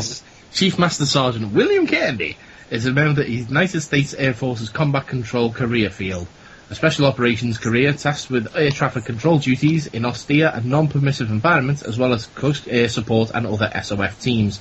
Sergeant Candy is selected by Cyber Research Systems as the physical model for the artificial skin of the Cyberdyne Systems Model 101 for Terminators. Candy's jovial southern voice, however, is replaced by that of a CRS representative. The Sergeant Candy scene is not present in the final cut of Terminator 3, but does appear as a bonus feature on the DVD. In a bit of humorous backfill, the CRS representative who stated that Candy's voice can be fixed was dubbed by Arnold Schwarzenegger. In the making of the video game from the Terminator 3 Rise the Machines DVD, it is implied that this scene was filmed to be used as a cutscene. Oh, so it was supposed to be in a video game, not in the film. Not intended to be used in the theatrical release. Since the scene was not included in the film and has to date not been reinstated in any subsequent edits, unlike, for example, the Kyle Reese and elderly Sarah sequences, which are re-edited into reissues of Terminator 2 Judgment Day, its status in terms of canon remains unclear. It is unlikely that the scene is canon to Terminator Salvation, since as of 2018, Skynet was still searching for a proper model for its Series 800 Terminator. So, there we are. Well, that's amazing. That is absolutely fantastic. Oh, that is fantastic. I love that. Samuel L. Jackson.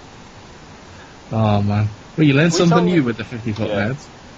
We need to do that as a commentary thing at some point.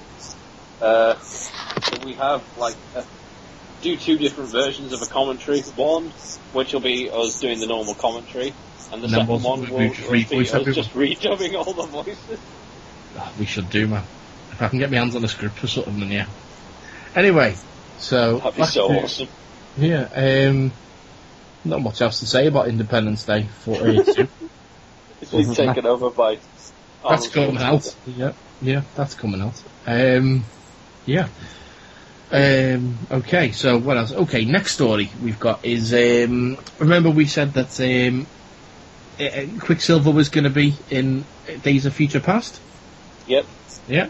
Well, it turns out Marvel have their eye on someone for Quicksilver in Avengers 2. Because obviously the two are not going to be linked or related, not going to share the same actor or anything like that. No. Apparently, up for the role of Quicksilver is Kick-Ass himself, Aaron Taylor Johnson, as we just mentioned before. He's the front runner with a weird moustache. Yeah, it does look very, very strange there. Why? How old is he? He's about, I don't know, he's like 20 something, like 22, something like that maybe. Oh, okay, that's fair enough then. Yeah. I thought he was like 16. No, well, he's 19.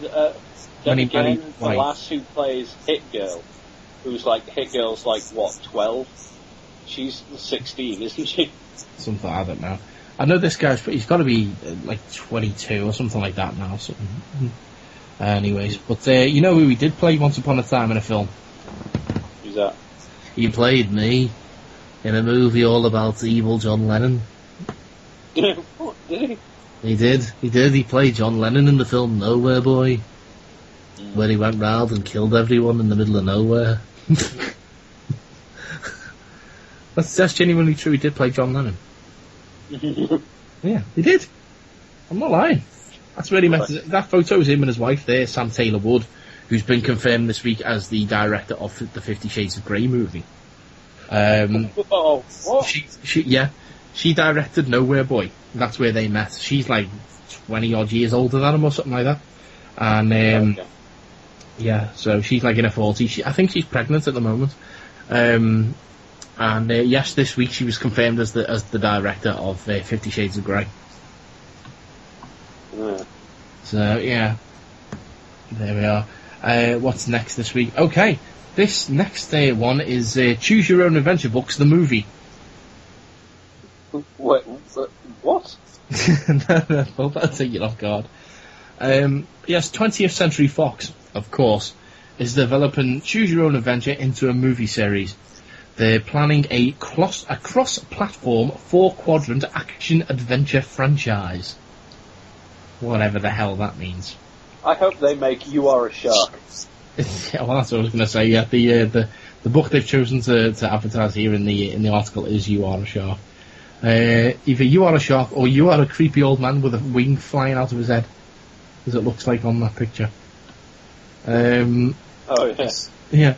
John Davis and John Fox of Davis Entertainment will produce the project, and it will be based on the 1980s book line. So there we are. No further details at this time. I'm sure Paul must just be going, what? Yeah. At that news. There we are. Funny enough, Paul actually Paul dug up scans of the Dice Man comics that we were talking about a few episodes ago. Yeah, I haven't had a chance to have a go with them yet. It was last episode, wasn't it? Was it last episode? Okay. Yeah, so I've got one here. I've not had a chance to have a go of it yet, but that's the movie Fox News should make. You Are Ronald Reagan. You Are a Cat. The movie. Yeah. Okay. Next bit of stories I've got is about the Amazing Spider-Man. Now, I'm trying to think where I haven't put this in the notes here, actually. Okay, first couple of bits is Mary Jane won't be in Amazing Spider-Man 2. Oh, Shailene Woodley's been cut out.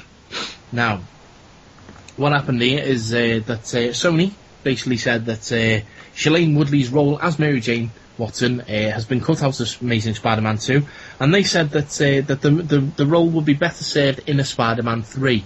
She wasn't in it that much anyway. She only had like 2 or 3 scenes, so they cut them out and said, "Oh, she'll be in Spider-Man 3," which Sony then released movie dates for the release of Spider-Man 3 and 4.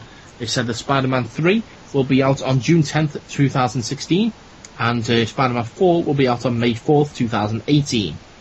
Okay, then came the news that Shailene Woodley may have been cut out altogether, and her scenes as Mary Jane just completely dropped, and they're going to recast the role for Spider-Man 3. Huh. So there's that, which basically says to me, I mean, Andy, do you want us to fire the spoiler cannon? Yeah, I can do indeed. If I can find the damn thing. Where's the fucking fuse? Fuse. I've lost the fuse. Where's it gone? Freaking hell. What's So the fuck? professional. There it is. Boom! There you go. Spoiler cannon! Okay. That was the spoiler cannon there. It seems to have completely knocked Andy out of the internet. Are you What? still there? Oh, Oh, yeah. good. That's better. There was a lot of background hiss, and now it's gone. So, Yeah, I hooray. just noticed that. Yeah. Oh well. There we go. That's all we needed was to fire the spoiler cannon. Now, potential spoiler for Spider-Man 2 is it looks to me as if they're shifting Mary Jane in Spider-Man 3. I think Gwen's gonna die. I think Gwen Stacy is gonna die in Spider-Man 2. Plus, she's also been seen on set wearing the same costume as she is in the Death of Gwen Stacy comic book. So, anyway. So yeah, I think Mary Jane will be there for Spider-Man in Spider-Man 3. Now, also, a bit of news this week was that Colin Fiore, who has been confirmed as in the cast for Amazing Spider-Man 2, they've never actually revealed who he's playing. It looks like a comic book movie may have figured it out. They are saying that he's going to be playing Adrian Toomes, who's also known as the Vulture. I want to see that costume in a film. Yeah, it will be a bit odd. I don't think we'll be seeing that costume exactly, but I think something maybe along the lines of what we had in the Spider-Man animated show or something, or maybe one of the Spider-Man animated shows, or I don't know, somewhere. But with like the backpack and all that kind of stuff. I mean, if we can have the Falcon in Captain America too, I'm sure we can have the Vulture in this. But for those of you who are keeping score, that means the Vulture, Electro, and the Rhino and the Green Goblin would all be in Spider-Man 2. That's 4 villains. That's a lot. I think some of them will be held over, but basically, also it was rumoured this week that Felicity Jones, who's in the movie, will be playing Black Cat, or at least Felicia Hardy rather. So, and she's actually gone on record as saying that she's playing someone who is kind of in league with the bad guy. That is a quote from her. So basically, let's see who we've got now. So we've got the Lizard who's still alive. Okay. We've got the Vulture, we've got Electro, we've got the Green Goblin, we've got Rhino. Okay, so that's 5. Basically, you could do a Sinister 6. You know what I mean? And I think the rumours are that's what we're building to with Amazing Spider-Man 3, is the Sinister 6. Nice. Because then all you have to do is get Doc Ock in, isn't it? Exactly, yeah. Awesome. That's pretty much, yeah. I mean, Doc Ock will be amazing to see again. Who's playing Black Cat? Her name is Felicity Jones. Oh. So, there we are. I think, I think it would be kind of good to see the Sinister 6 on screen. I mean, it would be amazing. But, have you got a photo of her? Yeah. Okay, let me have a look. Felicity Jones, there we go. I mean, I've seen photos of her before, but, let's have a little hello. Yeah, she is mighty fine. Mighty fine. Yeah, let's see if anyone's done a Black Cat There we go. Felicity Jones Black Cat. Anyone done a Photoshop on her yet? So we can see her with white hair? No? No, but I found lots of sexy Black Cat pictures, so that's good. Yeah, people were saying that possibly she could be Betty Brant instead, but I don't see that myself. Now, there's been another girl cast in Amazing Spider-Man 2 who people are saying that she could be the new Mary Jane to replace Shailene Woodley.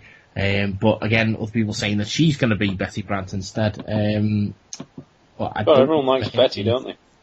I don't remember her name off the top of my head, so I think it's I forget her name. I really do. What's her name? Begins with an S. No, it's gone. Nuts! I'm trying desperately to use Google to find her name. Sarah Gaden. There we go. Sarah Gaden. That's her name, and she's pretty fine actually. Let me have a look here. Sarah Gaden. Hip search. Yeah, I mean, look her up, dude, if you can. Gadon, Sarah Gaden. She's pretty fine. I'd rather see her as Black Cat than myself, but actually, do you know what? Put red hair on it, I reckon she could definitely be Mary Jane. But she says that she isn't, because people have been saying, are you the new Mary Jane? And she's saying, nope. But then you would say that, wouldn't you? Anyway, so yeah, it's all go in the world of Amazing Spider-Man at the moment. Let's see. Now, this is some news I wasn't looking forward to. Get ready for a non-special for this. Prometheus 2 is being made. I want to see that. I don't. Jack Paglin is working on the screenplay as we speak. He's the writer of Transcendence, which is the new movie coming from Wally Pfister. The directorial debut of Christopher Nolan's cinema. Yeah, Wally Pfister, unfortunately. But, I mean, Chris Nolan is producing that movie, so obviously he sees something in the script, which makes me think that, this guy might be able to write something better than the piece of dog shit that was Prometheus. There we are. So there's that. Let's see. What else? Wasn't Prometheus, like, the whole idea of it being 3 films and all of that, wasn't that all Ridley Scott's idea? Why is he not writing all of it then? Because Ridley Scott's a gimp. He's just like, here's the idea, you lot do it. Yeah, pretty much. I'll take the credit. Yeah, pretty much. Alright, next up, we've got, now this has been unusual, they've been trying to get a Logan's Run remake off the ground for a few years. It looks like it's finally going to be happening, because Ken Levine, who created the video game series BioShock, has been asked to write the Logan's Run movie. Huh. Yeah. Let's see. Ryan Gosling has been attached at one point. Nicholas Winding Refn, who's supposed to be directing it, but it doesn't look like they're on the project at the moment. But this is the guy who makes the BioShock games. BioShock Infinite is a fantastic game, and I'm playing that at the moment, and the storyline on that's great. So if this is the guy that's overseen, it's great. So if this is the guy that's overseen that, I'd definitely be looking forward to a Logan's Run remake. Yeah. Next up, we've had we've got a couple of movie dates now. It's been revealed that Sin City: A Dame to Kill For, the upcoming sequel. I can't speak tonight. The upcoming sequel to Sin City has been delayed until August 2014. It was supposed to come out this October, but has now been delayed. Possibly it may move forward in the schedule again, but as it stands right now, we've still got to wait over a year for that movie, which is a shame. Now, maybe it's because Machete Kills was coming out, and there's going to be a bit of an overlap in the, maybe Robert Rodriguez wanted a bit of time off between promoting that movie and promoting this movie. I don't know. But still, I could certainly see maybe put it out early in the year as opposed to putting it out at the end of the summer, when we've already had all the blockbusters and stuff by that point. But ho hum. There we are. Okay, next up we've got a couple more movie dates. Marvel Studios has announced dates for 2 unnamed movies in their Phase 3 of movies. They've announced that we will have a film on May 5th, 2016 and May 5th, 2017. As it stands right now, Ant-Man has already been confirmed for Phase 3. Doctor Strange is rumoured to be the other movie for it says here Doctor Strange has already been announced. No, it hasn't. I think someone's lying here in this. Yeah, just no. Hang on. Hang on. I've just clicked onto the link here. It says here. Kevin Feige recently confirmed that Doctor Strange would join Ant-Man. Yeah, but it doesn't actually say that will be the second movie, but whatever.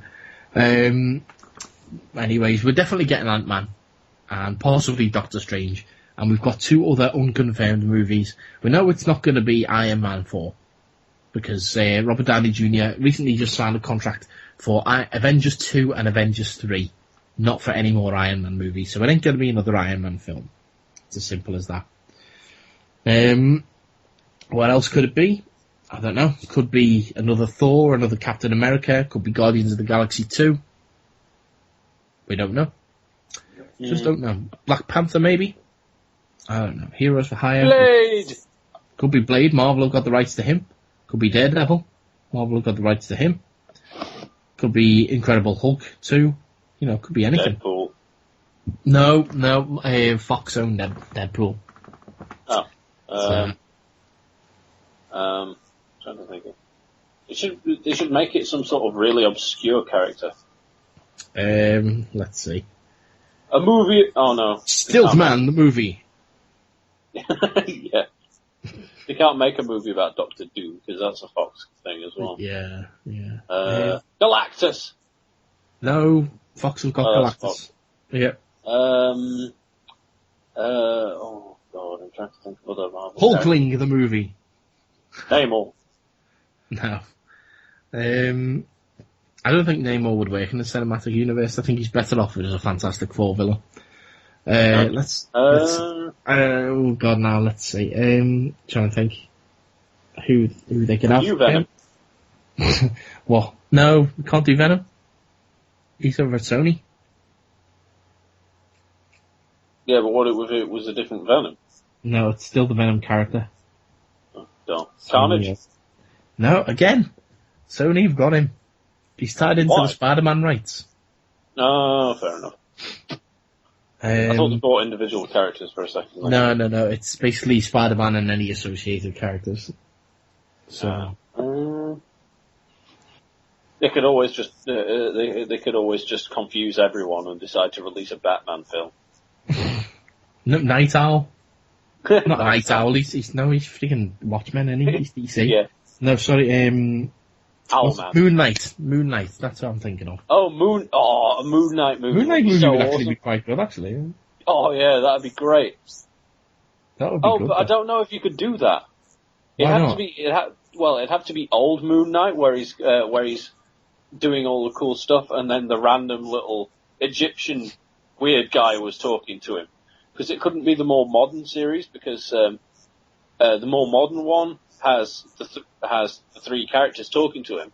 They could use the Captain America character, but the other 2 characters talking to him are Wolverine and Spider-Man. Yeah. They wouldn't be able to use that, so they'd have to go for insane Moon Knight talking to a little Egyptian god going, "Kill everyone," and he's like, "No." I think if they were going to do it, they'd base it on Ultimate Moon Knight, who again has had a number of different personalities, but they're all different. They're not like Spider-Man or anything like that. So yeah, that'd be good. I think Moon Knight would be awesome because basically he's a mixture of Batman, Daredevil, and Rorschach. Yeah. Oh, and his costume is not the greatest, but still. I think it'd be awesome if you see just Moon Knight and he's like going to see a therapist during the day and he's like Moon Knight at night. I think that'd be awesome. That'd be absolutely fantastic. But the therapist is just in his head. So he's just lying on the couch in his... Oh, it'd be amazing. I'd love to see that film. Marvel, hire us. Yeah, There we go. And, oh God, now here's one more bit of news for the film section. And this is about someone who's left a franchise. Ryan Reynolds is no longer attached to the Highlander remake. Do you know why? Because there can only be one! Yeah, he was a bastard, and I hated him. This is the Highlander reboot that's been in development for half a decade, with 2 changes of director within the last 4 years. Justin Lin was originally attached back in 2009. He went on to do Fast and the Furious 6, and his replacement, Juan Carlos Fresnadillo, left the project in December following creative differences. Now that Ryan Reynolds is out, it means that an incoming director isn't stuck with him and can actually cast the movie with whoever they want, which should be alright. Indeed. So, there we are. But there can be only one, so don't remake it, you bastards. Simple as that. Bastards. Okay, right. Okay, I'm a Scottish... Chutney. Scottish Chinaman. What? I'm a Scottish Chinaman. Ching chong. Yes. Now we've got... They extradited me. We've got 2 50-foot trailers to round out the film section. Okay? So, if we want to get the first one up, this is a trailer for Alan Partridge Alpha Papa, the Alan Partridge movie. Now, this is a trailer that is 2 minutes and 38 seconds long and is on the Alan Partridge movie channel on YouTube. Mm. Okay. So, have you got yours there, sir? Yep. Alright, I've got mine. I'm just waiting for it to load up ever so slightly more. And then we will press play. Okay, seems alright to me. Right, so if everyone else is ready, then in 3, 2, 1, play. Hey. That was cocaine enthusiast Fleetwood Mac, and this was Alan Partridge. Love that noise.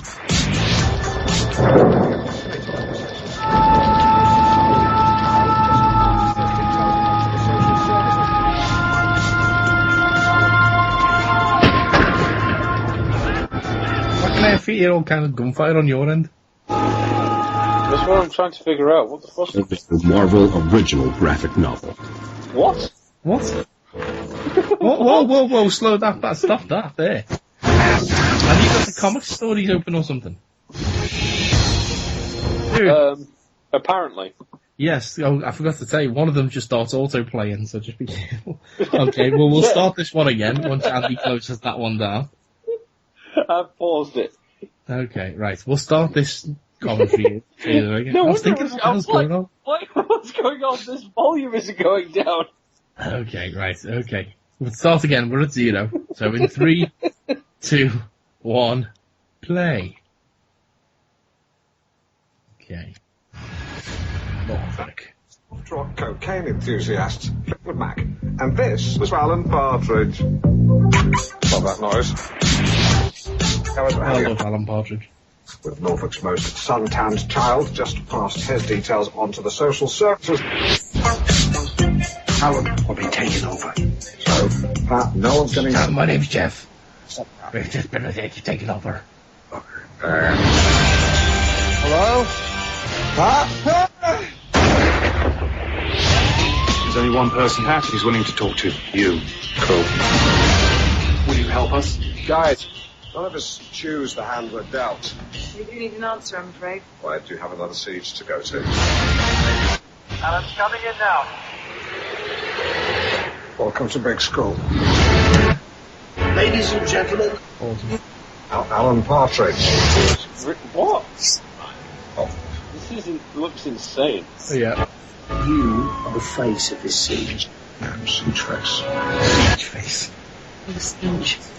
Okay, tonight we'll be asking, have you ever met a genuinely clever bus driver? Oh, shit. Escalates. Alan Partridge has become the chief.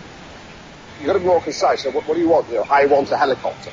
That's just an example. All right. Okay. He wants a helicopter. Oh, when he filmed this, got Queen on the soundtrack. It's awesome. Take the police. Friends, back, friends. It's weird. What has happened to your hair? I take no pleasure in saying this, but a lot of people think it looks like a photograph of an explosion. Alan. What it's Alan! I'm Alan Partridge. Not been off the TV that long. Identify yourself. I should be at home in bed watching funny videos on YouTube. Have you seen Fat Woman Falls Down Hole? That should be fenced off, really. But it wasn't. All of a sudden, this went weird because we're watching people watching YouTube on YouTube. Yeah. Oh, Alan Partridge is awesome. I can't wait to see that film. Yeah, that was Cannot quite awesome. wait to see that film. So, so we love Alan Partridge on the 50-Foot Nerds, and he's coming to cinemas. Oh, I like that. Indeed. So yeah, we've got one more trailer, which is for the Lego Movie. Yes, not Legos.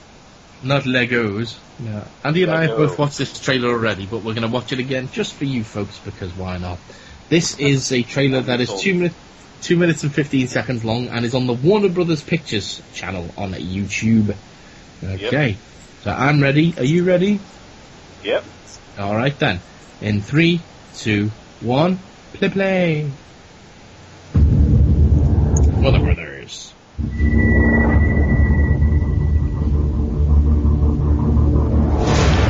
2014. World's Greatest Heroes. We'll join forces. The biggest movie. Ever. Assembled. Why don't we do trailer voiceovers? Hello. I'm just going to come right out. I have no idea what's going on at all. My fellow master builders, including, not limited to, Man, Wonder Woman, The Mermaid, Green Ninja, 1980-something Space Guy, Michelangelo, and the 2002 NBA All-Star. What? Business plans to end. Fucking NBA All-Stars. Yet one hope. The special has opened. I think I got it, but just in case, tell me the whole thing again. I wasn't listening. Someone threw a shark at him.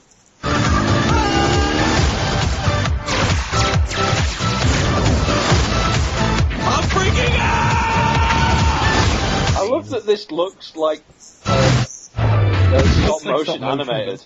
Batman? Awesome! Could you make one of these in orange? I only work at black, and sometimes very, very dark gray.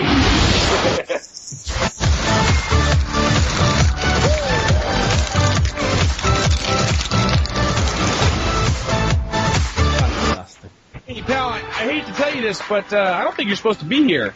Well, I guess I'm gonna have to report you.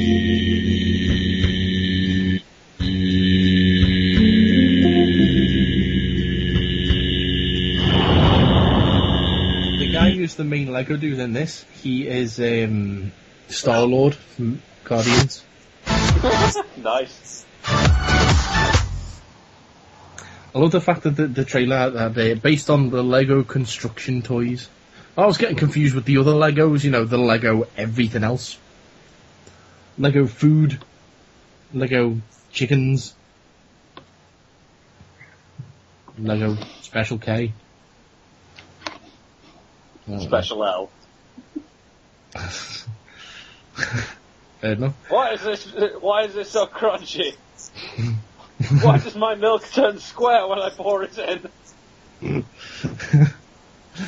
It's assembling in my stomach. That'd be freaky, though. Be like a special cereal that when you pour it, it makes, like, as soon as the milk hits it, it makes the milk stream look like a load of Lego bricks coming out. That'd be fucking magic. I'm waiting for Stickle Bricks, the movie. Never put Stickle Bricks and Lego in the same place. Never put Stickle Bricks up your bum. Connect, however. Oh, yeah. Well, Connects is Canoe.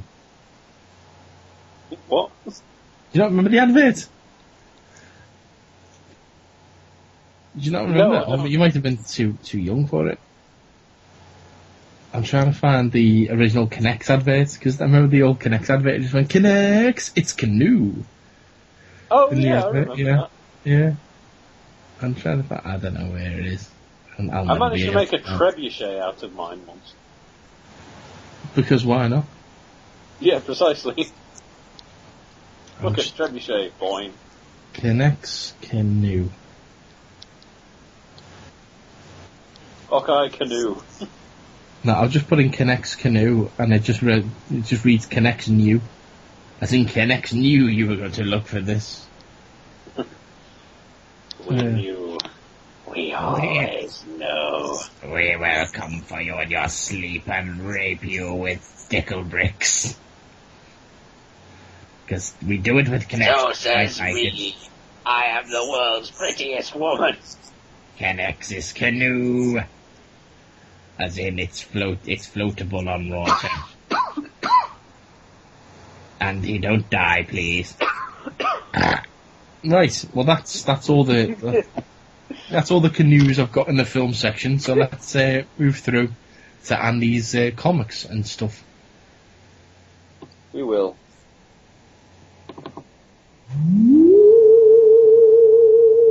Squirm in fear. It's time to talk comics.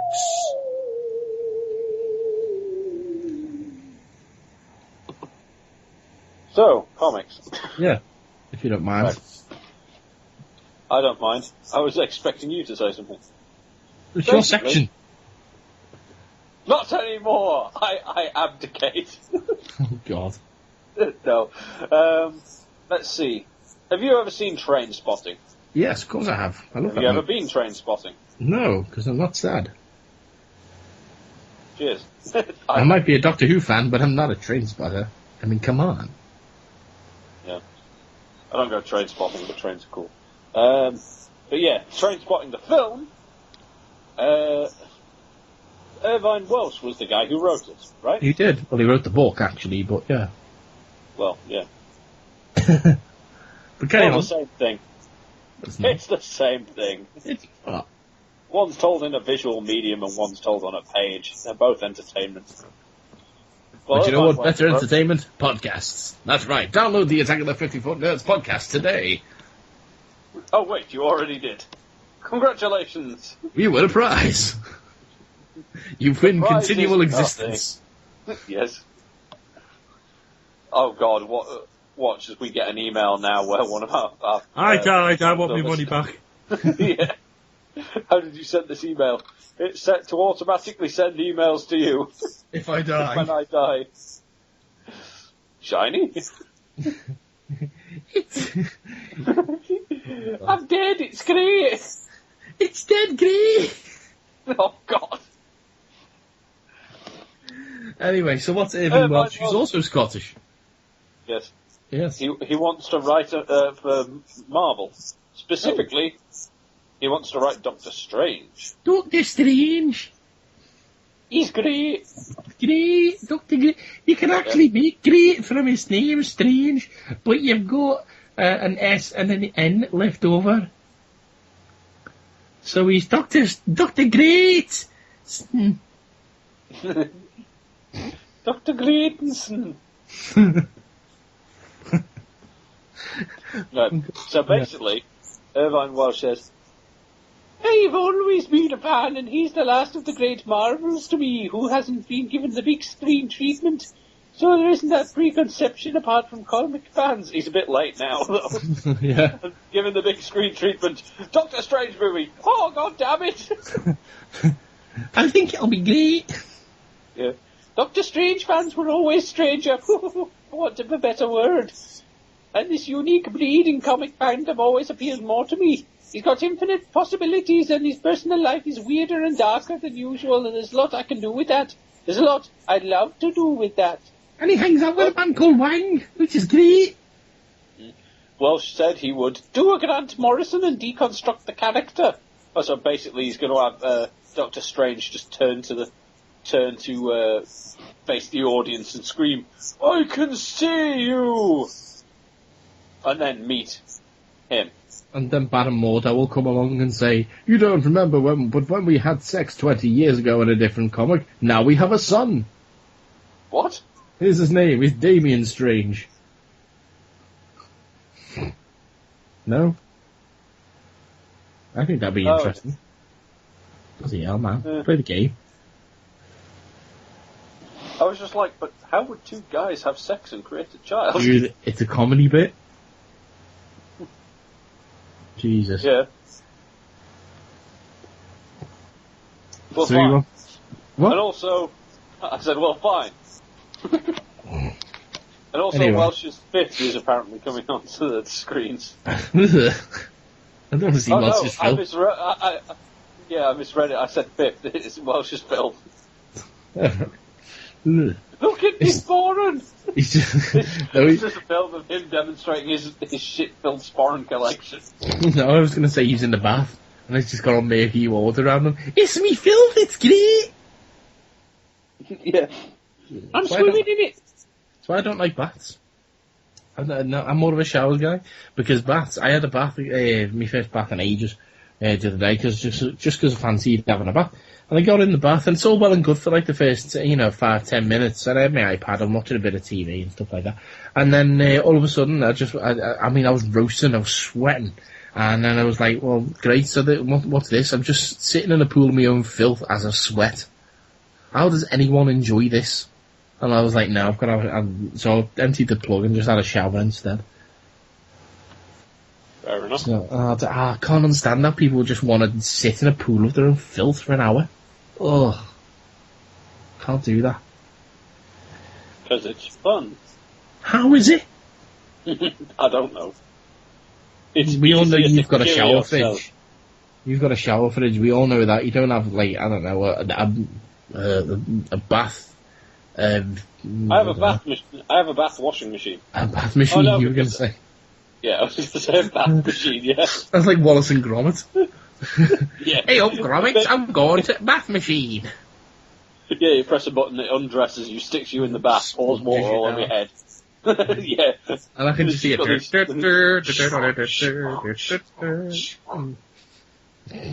Yeah. Oh, Gromit, it's gone wrong, Gromit. It keeps missing me and sticking the dog in instead. You haven't got a dog. No. Where's this dog come from? That's how bad it is. It grabs next door's dog and sticks it in the bath. Oh god, I don't like that dog. Not the evil one, the one at the other side. Oh, well, right, to be okay. fair, it could grab any of them. The other ones are kind of like a bit loud as well, so whatever. Right. Anyway, speaking of dogs, so Evan Welch has been sitting in filth. Batman, Yeah. what? Speaking of dogs, Batman. Shit on a bridge, Batman. Indeed. Do you know who shat on that bridge? Scooby. I thought you were going to see it with me, and I picked it up and put it in my Sporran. Yes. Damn it, Shiny. Basically, DC Comics announced a Batman and Robin crossover with Scooby-Doo. Ooh. The Firestar, the Hang first on, he's already crossed over with Scooby-Doo before. Yeah, in TV shows and stuff, but I think this is the first comic one. It's the first of a comic, the Scooby comic, that will see the members of the Mystery Mobile crossover with many other DC comics, issue by issue. But wait, is this new 52 Batman and Robin is going to have Scooby-Doo in it? Oh my god, that'd be fantastic. That would be insane! That would be amazing. Fucking... that would be great in, like, if the original, the Scott Snyder Batman series, all of a sudden fucking Scooby-Doo turns up. Yeah, Batman 0 year. And Scooby's Yeah, there. fucking Scooby-Doo is just following and the gag are just following him around. That's it, when he's Batman for the first time, and he blows up that wall and pisses himself, according to Kevin Smith, and he blows up the wall and he looks inside, and all the Scooby gang are just sitting there, just playing cards or something. He's like, "Oh, sorry, I got the wrong room." And he goes next one room over and does it again, and there's the baddies in there. He's like, fear me from the Batman. Sorry for the piss stain. Yeah. But, yeah, that's going to be kind of fun. That would be insane. Hang on, no, actually, no. Do you know what it'll be? It'll be Batman 66, won't it? Yeah, that's a fair point, actually. Yeah, that'll be it. That'll be it. Yeah, no, because they're bringing out the old Adam West, Burt Ward, holy shit on a bridge Batman in comics, aren't they? Yeah, but that's going to be the digital comic that's like, that's also the one that's got animation and shit in it. Why is this actually going to be print media? This one? Well, because it I believe so. Anywhere. Yeah. It doesn't actually say anywhere. No. We shall find out, I suppose. It does also say that the members of the Mystery Machine will cross over with many other DC comics issue by issue. Yeah. So it's Shaggy and Scooby meets Cyborg, or Shaggy and Scooby meets Doomsday. Yeah. I think it'd be amazing. The death of Scooby-Doo. Yeah. With friggin' Doomsday and Scooby fight each other for like 20 issues, and then they do a year-long A World Without Scooby-Doo. Where Velma slips into depression, and Shaggy. Shaggy's like, moved on to harder drugs. Yeah. It's just like a heroin addict. Daphne's whoring herself out to block out the pain, and Fred goes gay. Because why not? He's without that pesky dog around, I'm free to explore the cock. God damn that judgmental dog and his Christian values. and then a year later, 4 Scoobies all turn up, all claiming to be the original one. No, Scrappy would be one of them. Instead of Superboy, one would be Scrappy. Then we'd have some dude who puts on a dog costume and pretends that he's Scooby. That'd be Steel. Let's see, who else would we have? Then we'd have Cyborg Scooby-Doo. And now we'd have, what was the other one? It was like the electric one or something, wasn't it? Yeah. Yeah. And who would that electric one be? I don't know. He'd be like the Electro Ghost or something like that from Scooby-Doo. And then all of a sudden Scooby would come back to life really, but he'd have a big long mullet for no reason. Yeah. Well, it'd just be a shaggy dog instead of a greyhound. Yeah, he'd come back like the friggin' Dulux dog. Yeah. Hang on, Until he's had a shave. Yeah, was Scooby ever a greyhound? I don't think he was. No, not a greyhound. Fucking Great Dane. He's a Great Dane. Greyhound. That's the new 52 Scooby. Yeah. He's redesigned as a greyhound. Shaggy has a flat cap. Hey up, Scoob. Off fine down at pub. Let's go. Jump it at Mystery Machine or let's go solve some crimes. Funny enough, they all happen in coal mines. Keep off the moors. Gee, gang, we got to go find Legend at Werewolf. No, the problem is with New 52 Scooby-Doo, the only villain that they have is the minor 49er. And every episode takes place in Yorkshire. For some reason. and then gee, gang, it was Peter Sutcliffe the whole time. Oh God! Oh God! That would be the greatest thing ever. Like first episode they fight Peter Sutcliffe. The next episode they fight Harold Shipman. Oh my God! The next episode they fight that crossbow cannibal dude. And the next one is just all. It's just a crossover with the Inbred or whatever it was that film that you watched. Eat by gum. And the last episode they have to fight fucking Margaret Thatcher. Some say these mines will be closed for years due to the minor 49er. Oh my God, it was Margaret Thatcher the entire time. And I'd have gotten away with it too if I was with meddling kids. Fuck off, Maggie. We're glad you're dead. Hooray! Now all the pits can open again. Get him pissed. Scooby-Doo, hero of the 80s. Meanwhile, in the Scooby-Doo, future, we're dying of smog! Oh, fantastic. Then it jumps to Scooby-Doo Beyond. With Scrappy's taken over. Yeah. And old Scooby's just sitting there and giving a place every now and again.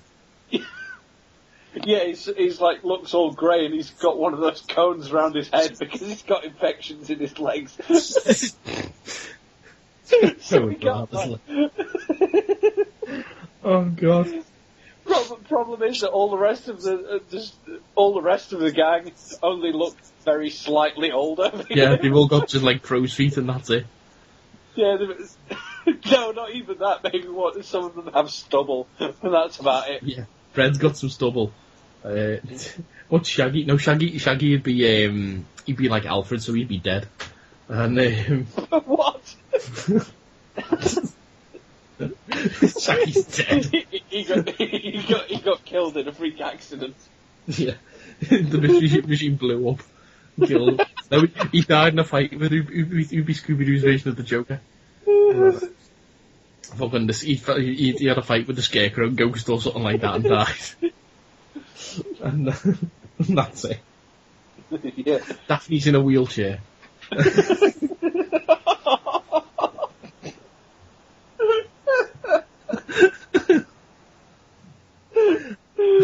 What's Velma doing?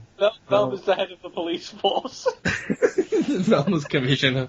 What's Velma's surname? Can't remember now. I don't know. She'd be Commissioner Velma. I don't Winslow. know. Commissioner Winslow. I married Michael Winslow. Shaggy wouldn't marry me, so I married Michael Winslow instead. He's my second in command. I love Velma very much.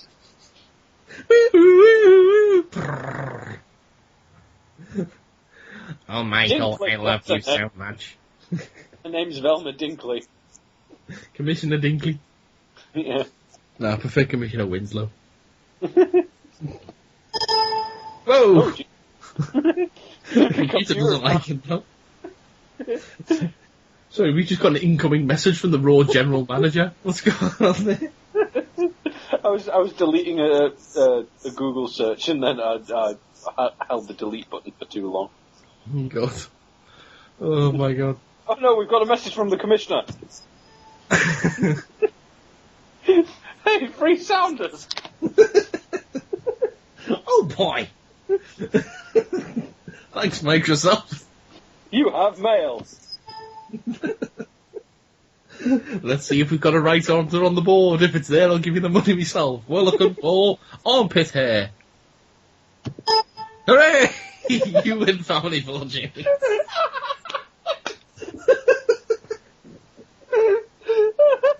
This is the best accidental discovery ever. Oh, I made an accidental discovery earlier. Yeah, listen to this. Right. Talk dirty to me.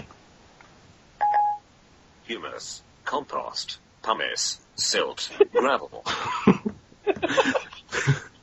I did it earlier and he went, that carpet could use a vacuuming. See if he'll do it again. Talk dirty to me. The carpet needs vacuuming. There you go. He apparently needs vacuuming. Vacuuming. Well, there's two U's. Yeah. But yeah.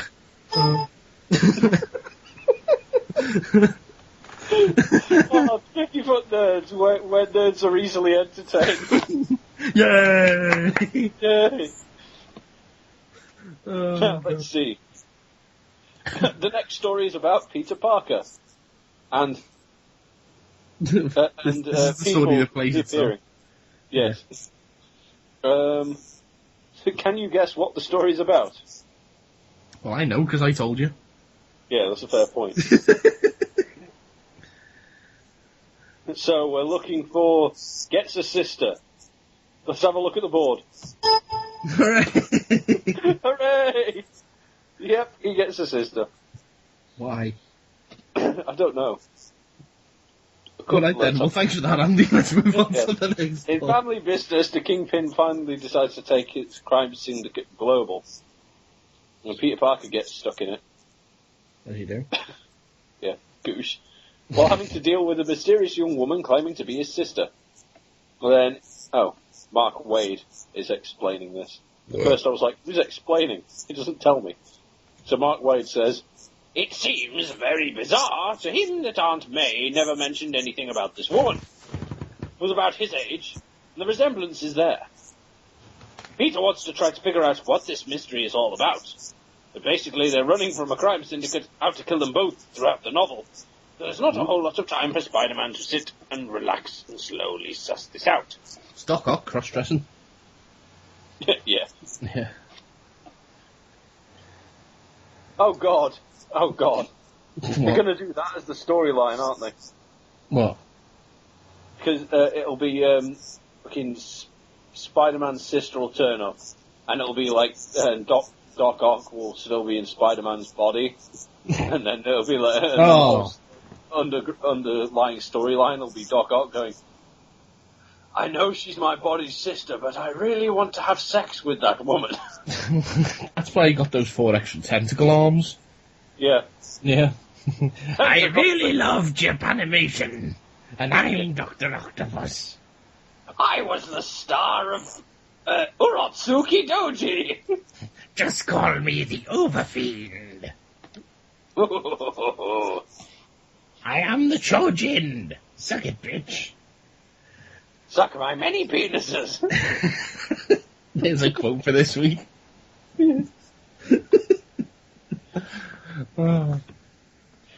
What's the 50-foot quote for this week? Is it "suck on my many penises"? Hey! Hey! So, yeah, that's that. Right. Next, the gays. What? More specifically, gay superheroes. Because apparently comics, mainstream comics people think gay superheroes don't sell. However, there's a Kickstarter for a comic called The Young Protectors that's basically it's already available online for free at youngprotectors.com, but this Kickstarter is to get it into print. Alright then. So, the story is basically about gay superheroes. But the Kickstarter campaign has already blown past $85,000 in raised revenue. 6 times its projected amount within with a week to go, and 6 figures in sight. So, that's pretty cool. So. Oh, shit. I've got a... You finish this section, then I've got a Breaking Graveyard Day. Oh, okay. Yeah. Huh. Right, let's have a look. I'll quickly whiz through them. So, this is not the only gay-themed comic book doing business right now. Kickstarter, because Blue Water is Bomb Man is coming. History of the Stonewall riots by a crowd fundraising site Indiegogo. So, yeah, the gays are coming. Douche. Indeed. But yeah, that sounds pretty cool. So people should check it out. And also, Diamond hates the UK because Why? What have we done now? Last week, it says, this was posted on June 18th, so it's probably the week before now. It's even earlier than that, to be fair. Brits didn't get their copies of Walking Dead number 111. Happens sometimes, but they haven't turned up the week of June the 18th either. And UK retailers have been told that the comic has been lost in transit. And both great. Diamond and Image are trying to find it. So there's a big box of Walking Deads out there somewhere. Yeah. However, in the likelihood that it will not be found, it did say Image will publish new UK-only printing to cover orders, which is crossed out, and it said, this is not the case. I've now been told that in contradiction to Diamond letters to UK comic stores, the replacement issues will be from the same printing of number 111. So, yeah, there you go. Diamond lost our orders, because they're dicks. Oh, fucking Diamond. Diamond! I will destroy you all, Diamond. Diamond. Done. Right. Shall I play the Graveyard Dead sounder? Yes, please, sir, yes. My son is dead. My son is graveyard dead. Graveyard dead. Graveyard dead. Okay, breaking news within the last hour or so as we've been on air, or recording rather, it's been announced that Richard Matheson has died. Richard Matheson is the guy who wrote I Am Legend, and also the classic Twilight Zone episode Nightmare at 20,000 Feet. You know, it's on the wing of the plane, you know. Along with many other, science fiction classics. He wrote the screenplays for Tales of Terror, Pit and the Pendulum, The Incredible Shrinking Man. Richard Matheson, I'm going to read this. This is from dailydead.com. I'm going to read their eulogy. Richard Matheson was an author and screenwriter who had a tremendous impact on the horror and sci-fi genres. Was sad to pass on the news that he died yesterday. This was announced earlier. He died yesterday at the age of 87. His daughter recently notified the public of his passing over Facebook and said that he's been battling illness for some time. She quotes her as saying, "My beloved father passed away yesterday at home, surrounded by people and things that he loved. He was funny, brilliant, loving, generous, kind, creative, and the most wonderful father ever. I miss you and love you forever, Pop, and I know you are now happy and healthy in a beautiful place full of love and joy you always knew was there." This is the guy who basically invented the post-apocalyptic, he didn't invent it, but he certainly kind of put it on the map. I mean, the I Am Legend has been the inspiration for a hell of a lot, and including actually George Romero's Light of the Living Dead. The fact that, people trying to survive while there's ghouls attacking them, just hold up on their own. If you think about it, they're pretty much the same story, except there's zombies and vampires in the original I Am Legend book. He was a classic writer for horror and sci-fi on TV. As I say, he wrote episodes for the Twilight Zone. He wrote, wrote a number of things. He wrote the Star Trek episode The Enemy Within, where the transporter splits the crew into good and bad versions of themselves. Nice. Episode. Yeah, he wrote that.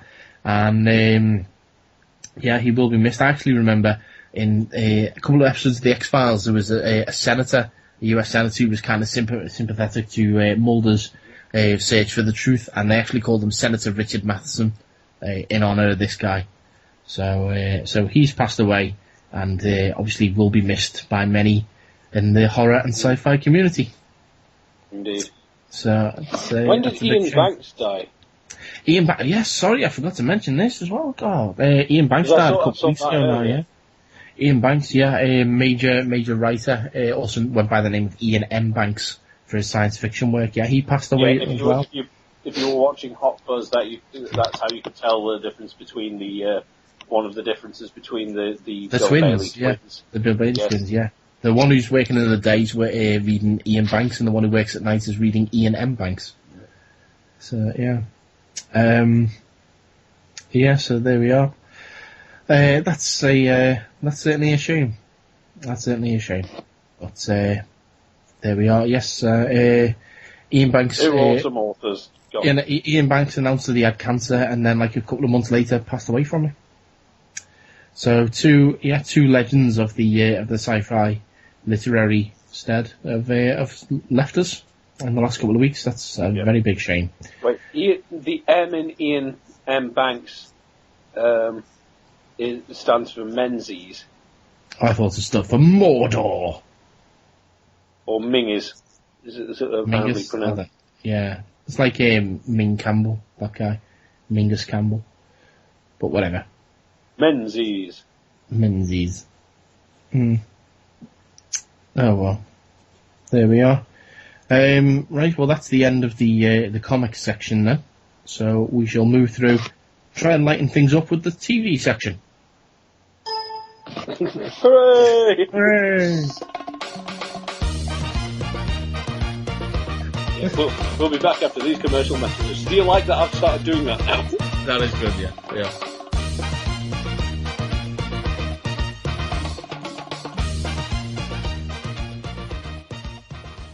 Pigeons, everybody loves a pigeon. They're gonna shove it down their trousers and up their ass. Everybody loves a pigeon today. Everybody loves a pigeon. Way. We're gonna go down to the animal shelter and get a pigeon and stick it into a shelf and then staple its eyes to its knees. Everybody loves a pigeon. Everybody hates a snake. Everybody wants to go over there and put a pigeon on a rake. Everybody hates a pigeon. Everyone wants to shoot them with peas. Everyone hates them. Everyone hates you. Everyone hates me. Pigeons. Everyone loves a pigeon. Hey kids, it's the Attack of the 50-Foot Nerds, and we're here to tell you all about our new podcast, which is called the Attack of the 50-Foot Nerds. It's not really new, it's been going for over a year, but hey, that's what I said. Surprising! Yes, Andy's here, and he's amazing, and there he is, look at him, woo, he's over there, he's got hair, and then Paul. I'm dancing.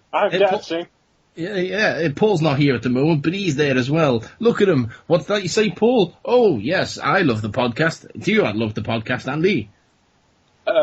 Most of the time. Awesome. Then listen to the Attack of the 50-Foot Nerds podcast, endorsed by two of the hosts and partially by the other one.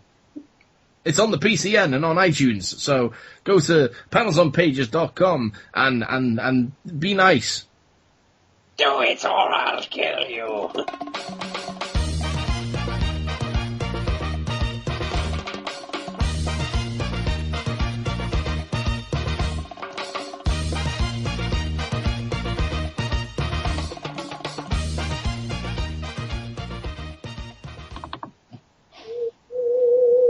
Tremble at the might of the TV section.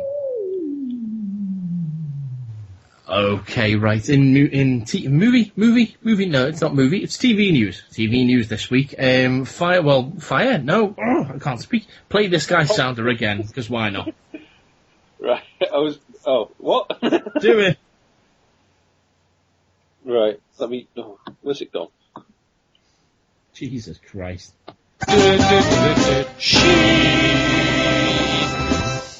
Okay, we're back to Charlie Sheen. Charlie Sheen this week fell out with his anger management co-star Selma Blair. You may remember as the fire bitch from Hellboy.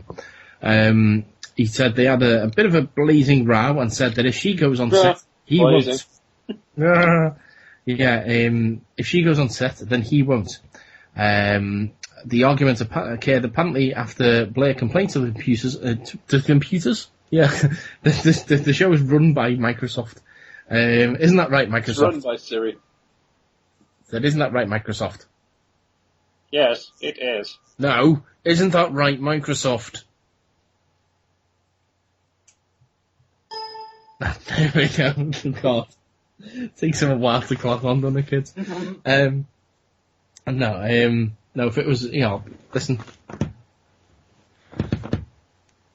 Do you make the show, Siri? A fine question.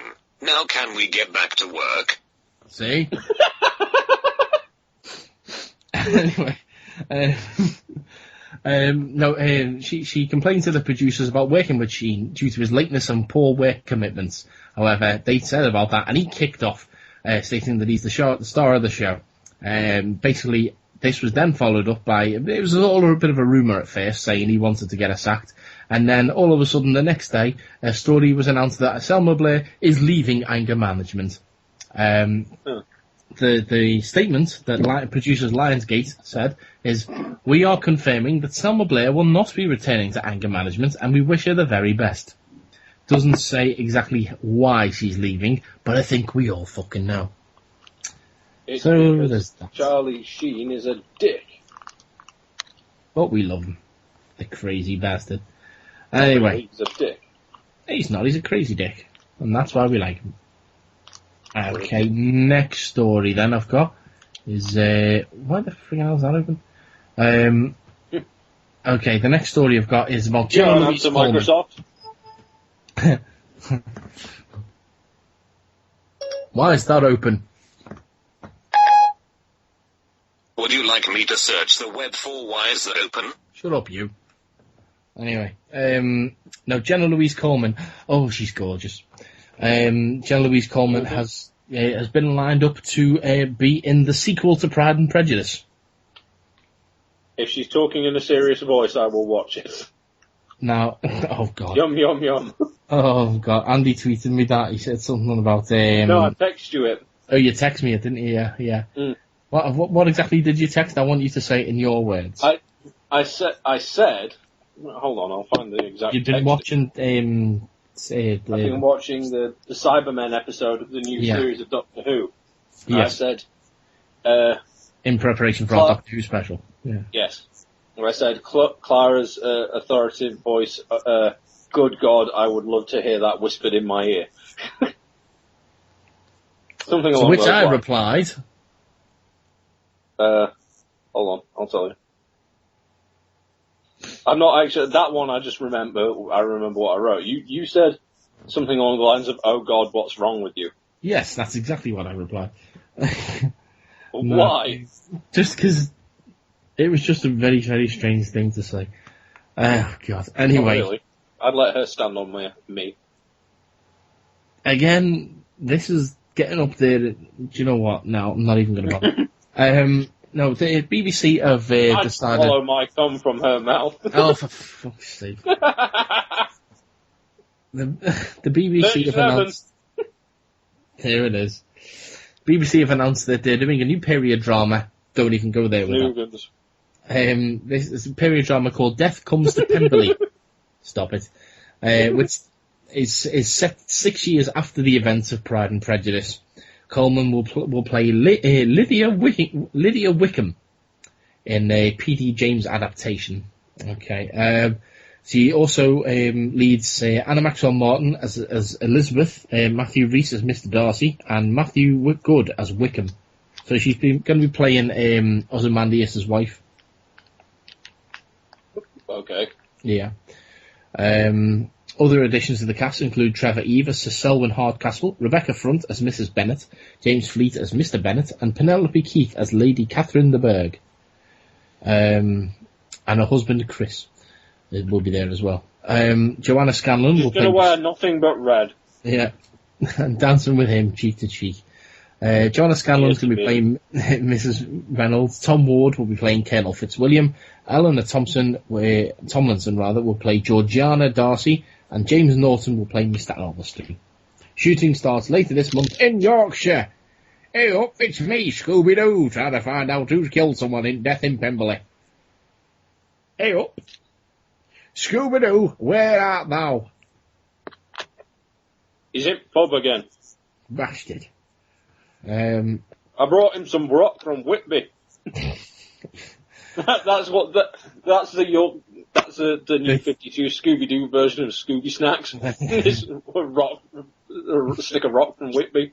That's Popeye. What's wrong? Whatever. Anyway. E-by gum now. Scooby-Doo-ba-Doo, where are you? Got some work to do, you bastard. Okay, now moving on to Mark Gatiss, who is going to be who has written and directed a new version of M.R. James's The Tractate Middath for BBC Two. Will also be accompanied by a new documentary on M.R. James, presented by Gatiss, called Ghostwriter. So there we are. I believe this may be one of Gatiss's first TV directing jobs. I'm not entirely sure, actually. I'm not sure. Yes, this is part of a range of art programmes for BBC Two, including the three-part series A Very British Renaissance, presented by Dr. James Fox, a four-part BBC America co-production called My God, It's Full of Stars, A Journey to the Edge of Science Fiction, and the two-part Melvyn Bragg's Radical Lives, which explores British radical thinkers John Ball and Thomas Paine. So, hello. Just looking at the picture of Mark Gatiss, isn't he Sherlock's brother? Yes. Thought so. Yes, he's Mycroft Holmes, yes. I thought he looked like Mycroft. Yeah. Well, what does your Croft look like? Same as Minecraft. Oh, right, okay. But not the same as Mein Kampf. No, because that would just be silly. That looks more like a gas chamber. That would be Warcraft, wouldn't it? Yes. Okay, and our final bit of TV news. Excuse me, but take a whiff from this canister. Final bit of TV news is, as we all know, Dexter will be coming to an end this series. The final series, Series 8, is just about to start in America. And the boss of the network, Showtime, that airs Dexter, the boss of that network, David Nevins, has confirmed that they could actually be a spin-off in the works. He says potential spin-offs have been discussed. Debbie. It's called Ian, the musical. Let's see. What voice to do this guy in? I can't do a Dexter impression, so I can't do that one. Okay, let's do Samuel L. Jackson as Dexter. I do think that this is a vital franchise to Showtime. It'll put Showtime on the map in original programming and remain lively to the very end. He's added that Showtime will let the dust settle on Dexter before moving forward any possible spin-off. I really wanted Dexter to have an emotionally satisfying and emotionally wrenching ending. And as the final season develops, you can feel that temperature rising. Mm. Of course, if it doesn't work, we can fix it later. So yeah. I really don't want Dexter to end. How would you do a spin-off from Dexter? Debbie. Yeah. That's if she survives. Fair point. It could be a comedy show about Angel Batista in his new restaurant. Oh God! he'd be the head chef, and then you'd have a comedy sous chef, and then occasionally what's the Chinese guy? What's the Chinese guy? You could be his sidekick. Yeah. Masuka. Yeah, Masuka can be there. Yeah. Yeah, I've actually got to the end of Series 3 now. And then every so often they'd establish, oh no, I can't say that, spoilers. No, Never mind. No, I got to the end of Series 3 of Dexter. I finally finished it. I got there. You need to watch Season 4. Well, I'm going to start watching that this week. Good. Mm-hmm. And next week we will have your reaction to the finale. If I've watched it all, yeah. I did love Series 3 though. Series 3 was awesome. Once I got over the hump, but yeah. I don't know. Okay. It had its moments, but yeah. Yeah, once I got to the back end of the series, that was really good. Okay, right. So that's TV news. Now let's round out the show by talking about any other business. Indeed, we will.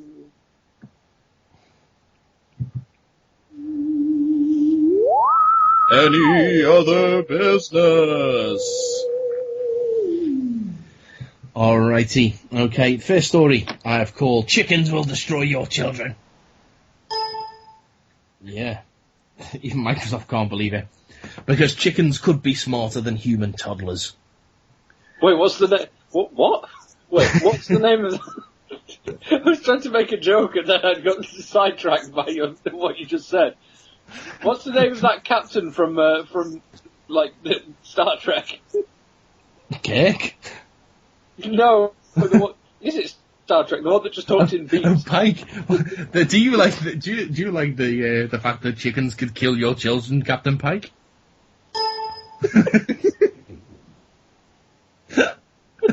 Awesome. We've got a Captain Pike sounder. Hooray! Fire the Pike sounder.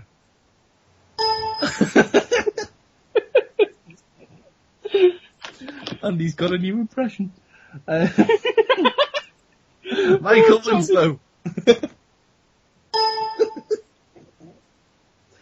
Brilliant. Right, anyway. Chickens. Yeah, chickens could be smarter than your kid. The Happy Egg Company carried out the Happy Egg Company carried out a review which found that chickens have the ability to outperform young children at numeracy, logic, and egg laying. According to the findings, a chicken's ability with numbers appears almost as soon as it is hatched. Unlike humans, they do not need to be taught how to count. So if I just say to a newborn chick, get me 3 grains of rice, it'll do it. Bullshit. Within just a few hours, chicks can tell the difference between different figures and can also keep a track of numbers up to 5.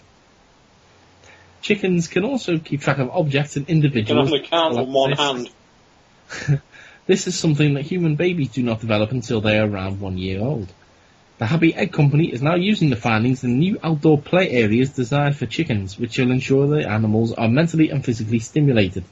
If that picture is what they call an outdoor play area for chickens, that's just a shed. It's a shed on stilts. Yeah, it's weird. Steve Morton, marketing director at the Happy Egg Company, says, "We know playtime is an integral role for the emotional and physical development of children, and it's no different for hens. We've already, it's chicken bane. We've already developed a range of activities for our farms, but we want to take this further and introduce new forms of entertainment for our flocks." I'm sorry, I can't get over the mental image of Bane dressed as a chicken. Nobody knew who I was until I put on the wings. I'm sponsored by Colonel Sanders. Oh, God. Captain Pike, what do you say?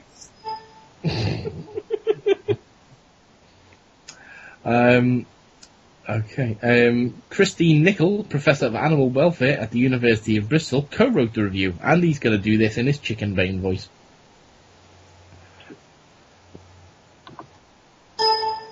No, not your Captain Pike voice, your chicken bane voice. Okay. Chickens may not be about to make a significant mathematical, scientific, or literary contribution to the world. The study shows that chickens have the capacity to master skills and develop abilities that a human child can take months and years to accomplish. That's who Peter was fighting in Family Guy this whole time. It was Chicken Bane. Chicken Bane. That will be very painful for you. Oh, God. You merely adopted the chicken coop. I was born in it. Oh, God. Do you think if he fights Perhaps Batman... he's wondering why you shoot a man before throwing him out of a chicken. Perhaps he's wondering why you shoot a man before cooking him an omelette. What does that mean? I'm killing my unborn children. Would you like to eat my period? Oh, for fuck's sake. Oh, okay. Moving forward to a story I've called Kiddie Fiddling. Baltimore. Bring me more. This is because a woman in France has been caught attempting to take her daughter's English exam. You see, she was fiddling the kid's exam. The parents, named Caroline, dressed in elaborate makeup and low-waisted jeans to sit for the baccalaureate, the French equivalent of the A-levels or the SAT. According to the Daily Telegraph, the woman was caught by a supervisor who remembered seeing her daughter taking a philosophy exam a few days earlier. There is no word on what punishment the 52-year-old will face for the cheating attempt, although she could be hit with as much as a €9,000, that's £7,700, fine, and a 3-year prison term for fraud. Her 19-year-old daughter, Laetitia, could also be banned from taking all official exams for 5 years. The news comes in the wake of recent clampdown by educational authorities against cheating on school examinations. Did she really think she's 52? Did she really think she could get away as posing as a 19-year-old? I mean, seriously? What the hell? Unless her daughter's really thick. This doesn't make any sense to me. I wish we had a photo so we could actually, see whether or not she actually looked young enough, but whatever. Okay, now, have you ever pretended to be Louis Theroux?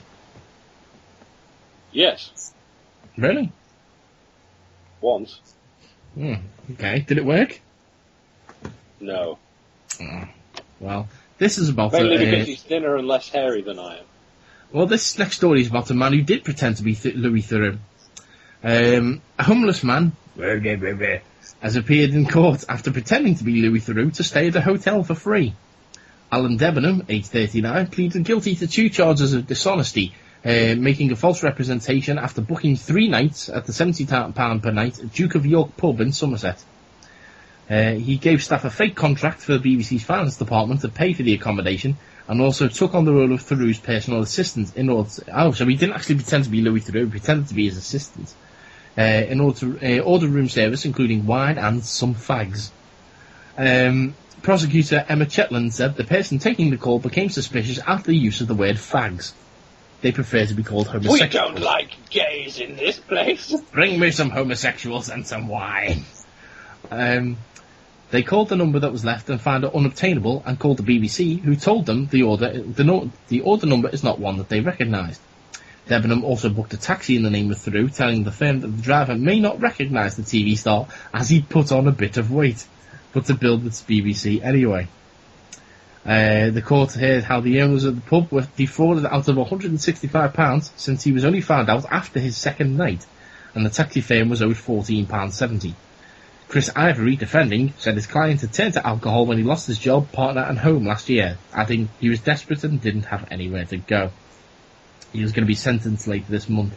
And we have a tweet here from Louis Theroux, who says that, I love that it wasn't his appearance that tipped them off, but the fact that he asked for fags and not cigarettes.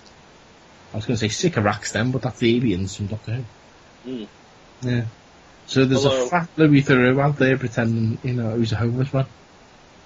And all this time, he could have just got all his money from his shop chain. What?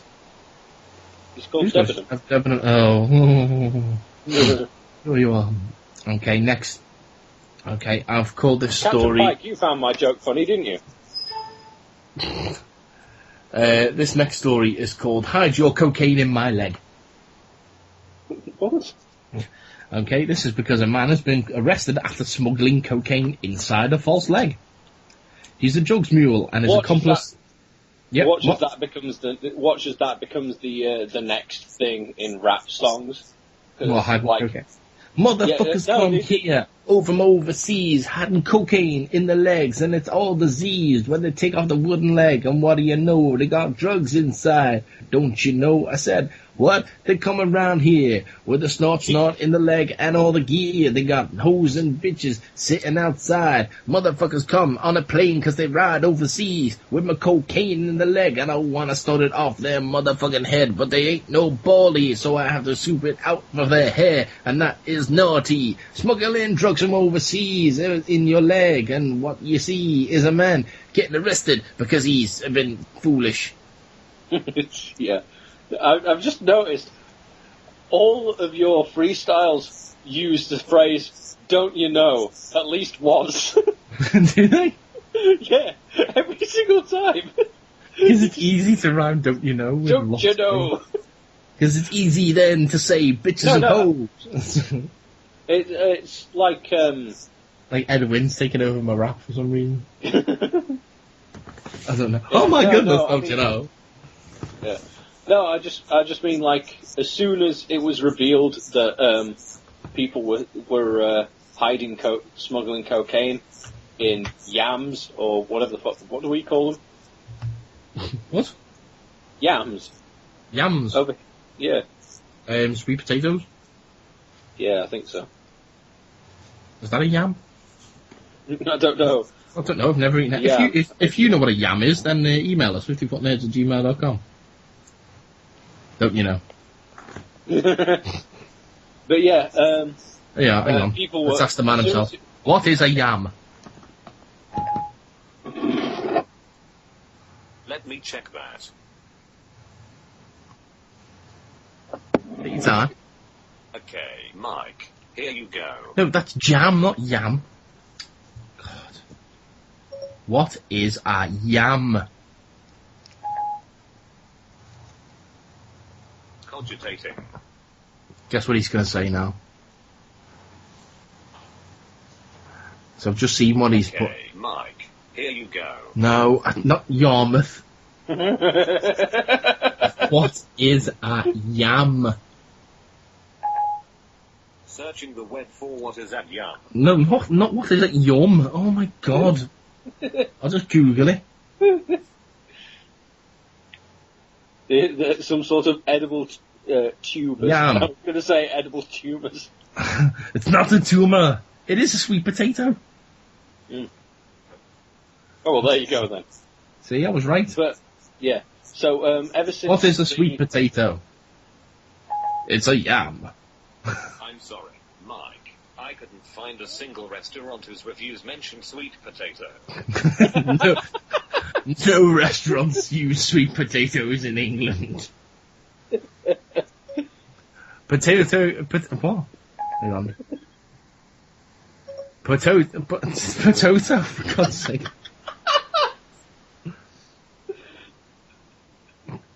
Potato dauphinoise. Let's see if he says I this. don't know what that means.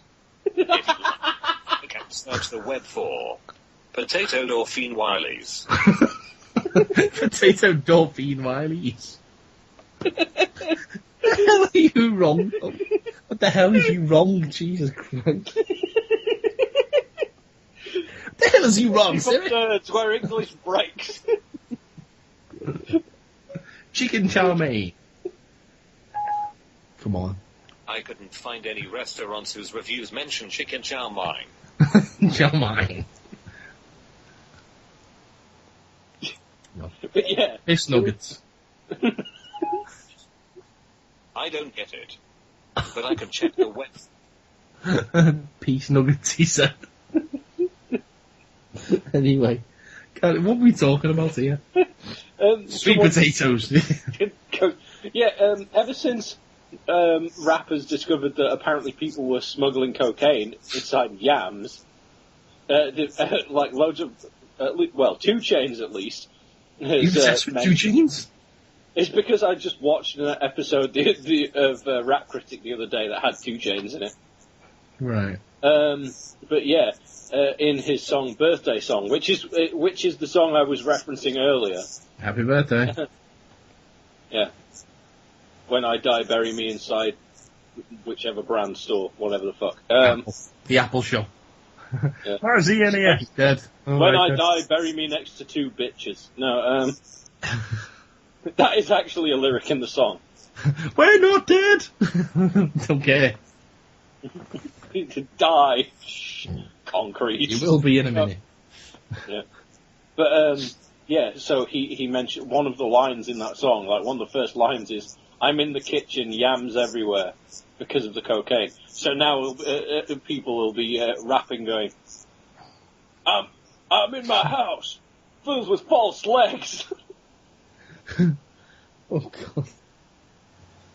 Motherfuckers come over and they got secret bits in the leg. Don't you know? Coming up here with bitches. You're deliberately putting it in now. Yep. I'm the freestyle rapper. Don't you know? They call me medium-sized Dave. And I've got flow. I got better flow than Andy Weers, cause he can't freestyle from here to here. No, he doesn't know just how to rhyme just off the top of his head, cause that's behind him. He doesn't know he has to write shit down like Ming Chen in the Ching Chong Chow. No, I don't know. That's very racist, but I don't give a shit. Cause I'm me. Yeah, I'm getting faster. Okay, yeah, so I'm actually getting better at it. So from hide your cocaine in my leg to hide your cocaine in my bananas.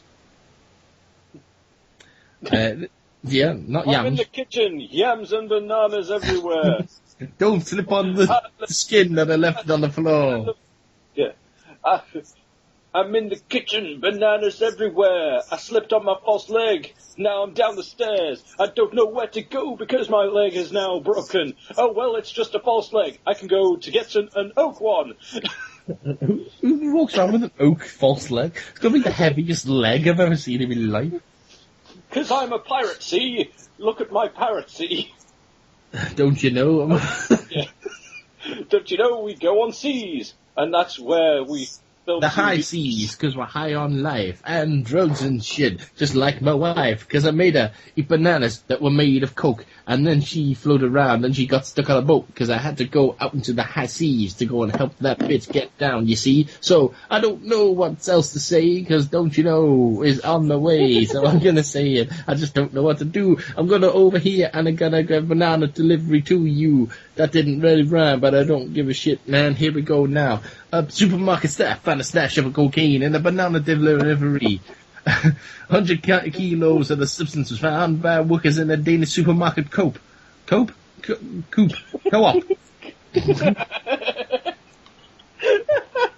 No, stop the rhyme. Stop the raps. Stop the raps.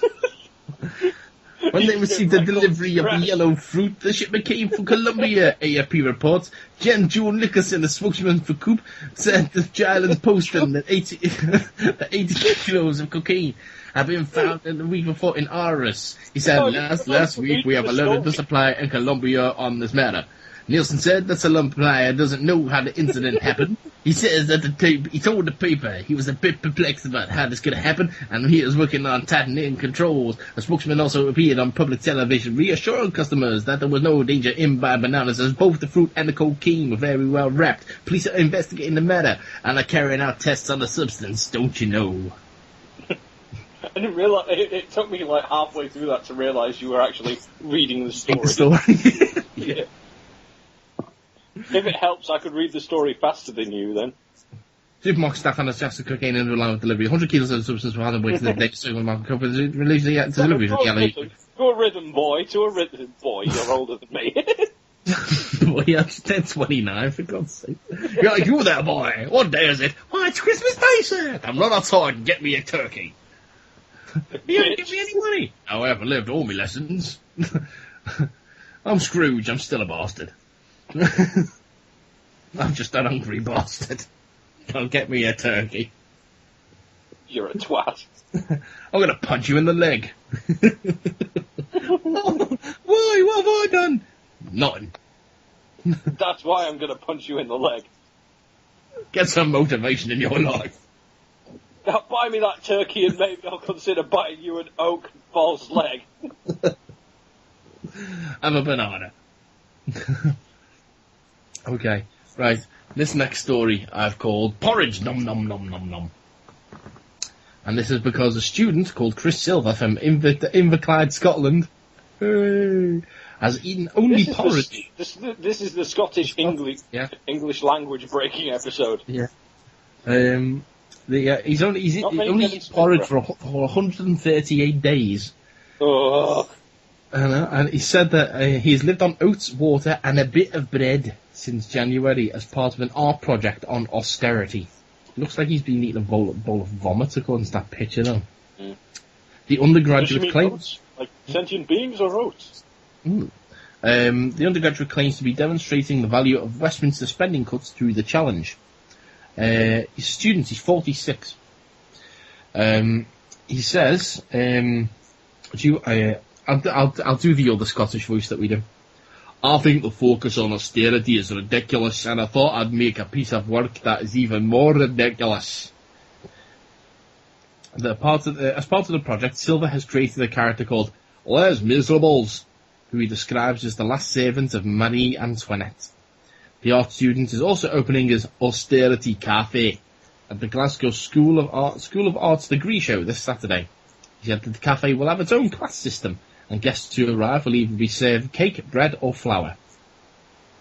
I don't like that you. Have a bowl of flour. I can't eat it. Tough. Just have flour, eat some yeast and a glass of water. You make some bread in your own stomach in an hour or two. And then I get to watch as you explode. Yep. You'll turn into the Pillsbury Doughboy. So, that's weird. I mean, seriously, why? I tried getting it on with my girlfriend after that, but there was no way. She said, oh yeah. We're not even Scottish. Okay, next up, I've got a story which is called Politician Has a Close Encounter. He says, try to wait for the thing to load. Okay, this is alien abductee Simon Parks, a Labour councillor. What? I just realised what we should play in this case. What are we playing? You'll hear. When? The X-Files theme.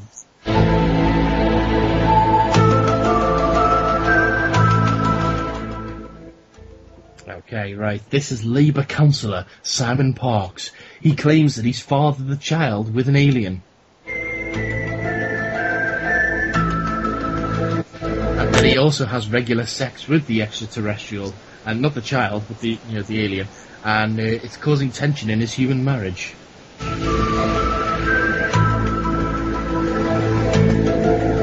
Parks, who represents Skatesby on Whitby Town Council, is what a yola. Told the Northern Echo that he has a child called Zarka with an alien he refers to as the Cat Queen.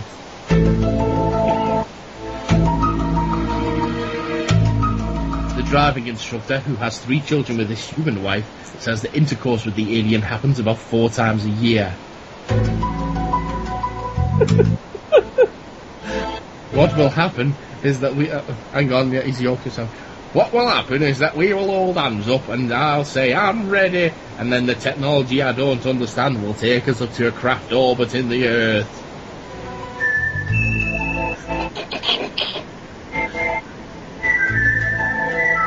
The Labour politician has claimed that he was abducted by extraterrestrials as a child, and that his real mother is a 9-foot-tall alien with 8 fingers.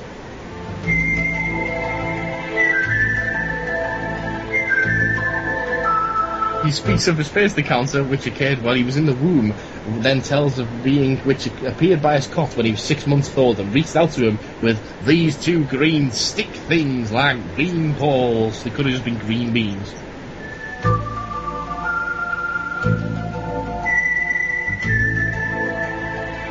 He continued, I thought, they're not Mummy's hands. Mummy's hands are pink, and Mummy has thumbs. These are green and pointed, and there's 4 of them. I was looking straight into its face. It enters my mind through my eyes and sends me a message down my optic nerve into my brain saying, I am your real mother. I am your more important mother.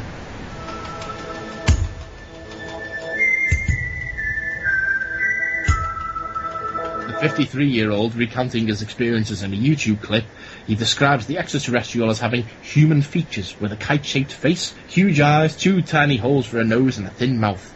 He says, I'm only telling you what I've seen. They could be lying to me. The reason why extraterrestrials are interested in me is not because of my physical body, but what's inside, my soul. These reptiles are guilty of hell. They've apologised several times to me, and they've said they're sorry for what they've done to your people.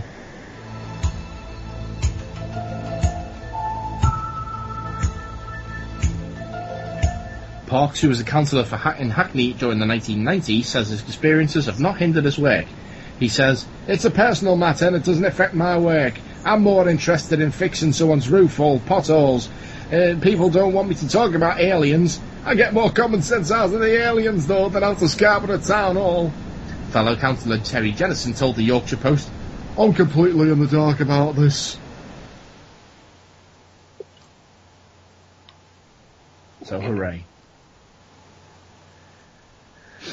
So there you go. If you live in Statesby on Whitby, then why don't you email into the show and let us know what you think of your mental counsellor. Andy, you should go there. I totally should. Go and meet him. Go and see we should Councillor interview him for the show. Oh, totally. Oh, we should have to. Do you know what? We'll have to try and get onto that. Yeah, I'll make it. Yeah, I'll make a note of that now. Interview Simon. Yeah, be very much beyond. Interview Simon Parks. There we go. Right. Okay. Next up, this story is called "Lick My Jap's Eye." Okay. Okay. This is because, and it's not what you think. It's because teenagers in Japan have begun participating in a new fetish called oculolinctus, or worming. The act sees the person lick their partner's eyeball. What? hundreds of pictures and Japanese. photos are being posted online. Doctors have warned, though, that worming could lead to blindness and is believed to be responsible for the increase in eye infections, including conjunctivitis, also known as pink eye, in Japan. Oh, is that what pink eye is? Yeah. This is a quote here from Dr. David Granite, a San Diego ophthalmologist who told the Huffington Post, and he can read this. These are ridges on the tongue that cause a corneal abrasion. No good can come of this. If a person hasn't washed out their mouth, they might put acid from citrus products or spices into the eye. Medical specialists are also warning people that participating in worming could potentially pass on herpes. Licking ends. Ew. That's a bit odd. That's right. Freaking Japs are weird. They like the strangest. That's right. Right, well, I gave Andy, when we were doing this, I said he could either choose the story that involved licking or the story that involved the police as the last story. You said police or eyeballs. Oh, yeah, sorry, police or eyeballs. He said that he'd like the final... He doesn't know what the story is, but he'd like the final story to involve the police. So, this is it. This is a story from the Huffington Post about a man who has been warned by police after he dialed 999 to complain about a prostitute's looks after meeting her outside of a hotel. What? West Midlands Police said that they were contacted by the caller, who said he wished to report her for breaching the Sale of Goods Act. An officer in the call centre at Solihull, Birmingham, responded by telling the man that the woman had not committed any offences and explained to him that soliciting for sex was illegal. The force has now sent the man a letter warning him about wasting police time. A spokesman for West Midlands Police said, a 999 call was received by police at around 7:30 p.m. on Tuesday evening from a man wishing to complain about a sex worker he'd met in a hotel car park. The caller complained that the woman had made out she was better looking than she actually was, and he wished to report her for breaching the Sale of Goods Act. When he raised this issue with the woman concerned, she allegedly took his keys, ran away from the car and threw them back at him, prompting him to call the police. An officer in Solihull Contact Centre advised the caller that no offences had been committed by the woman and that soliciting for sex was in fact illegal. Despite the man refusing to give his details, police were able to identify him and have sent him a letter warning about his actions. Basically exactly what I've just fucking read up there. Wasting police time is a serious offence and carries a maximum of 6 months imprisonment. The Sale of Goods Act 1979, however, gives consumers legal rights, stipulating goods which are sold must be of satisfactory quality, be fit for purpose, and match the seller's description.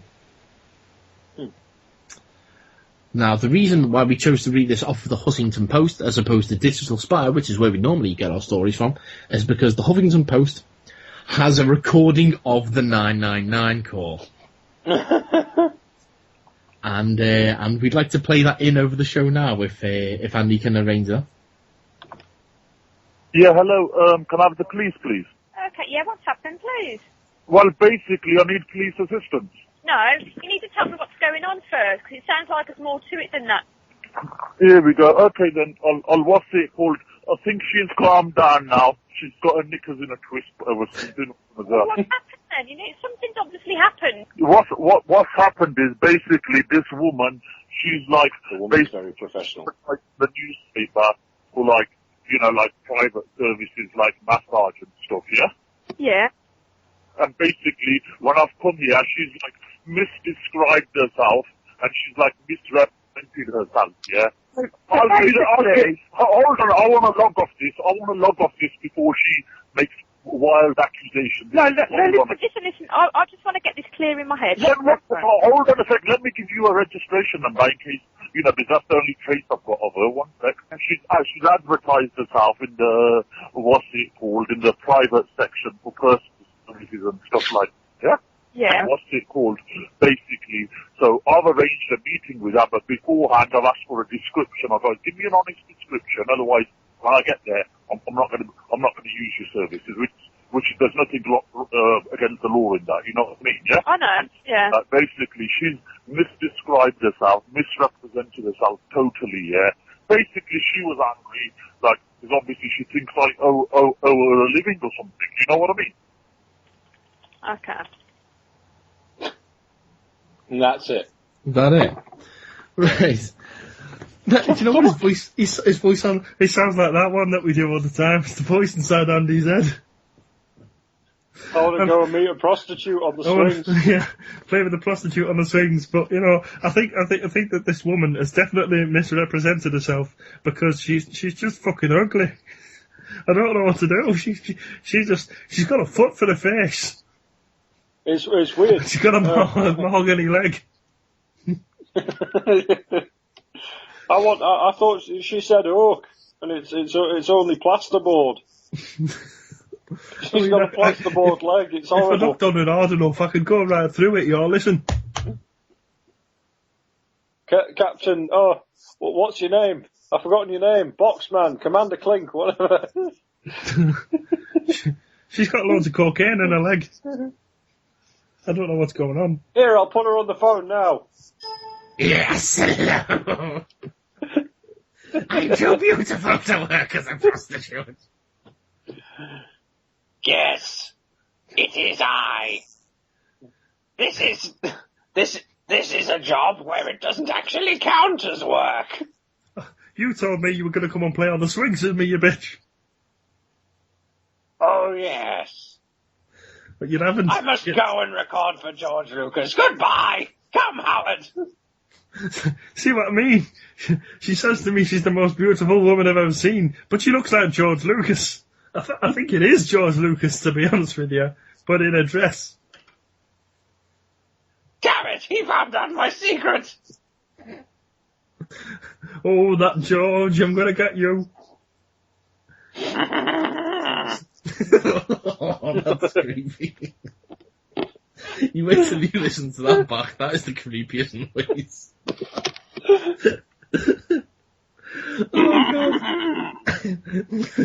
Oh God.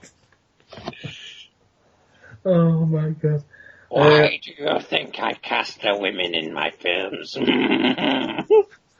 I be in your next film, George? No! Bollocks. Alright, well just give us a massage. Why do I sound like Daniel Craig now? I don't know. Hang on, George. That beard looks false to me. If that's it, why is it glued on with marmalade? Damn it! My second secret has been discovered. So this prostitute has just turned out to be Daniel Craig dressed as George Lucas dressed as a woman. Yeah.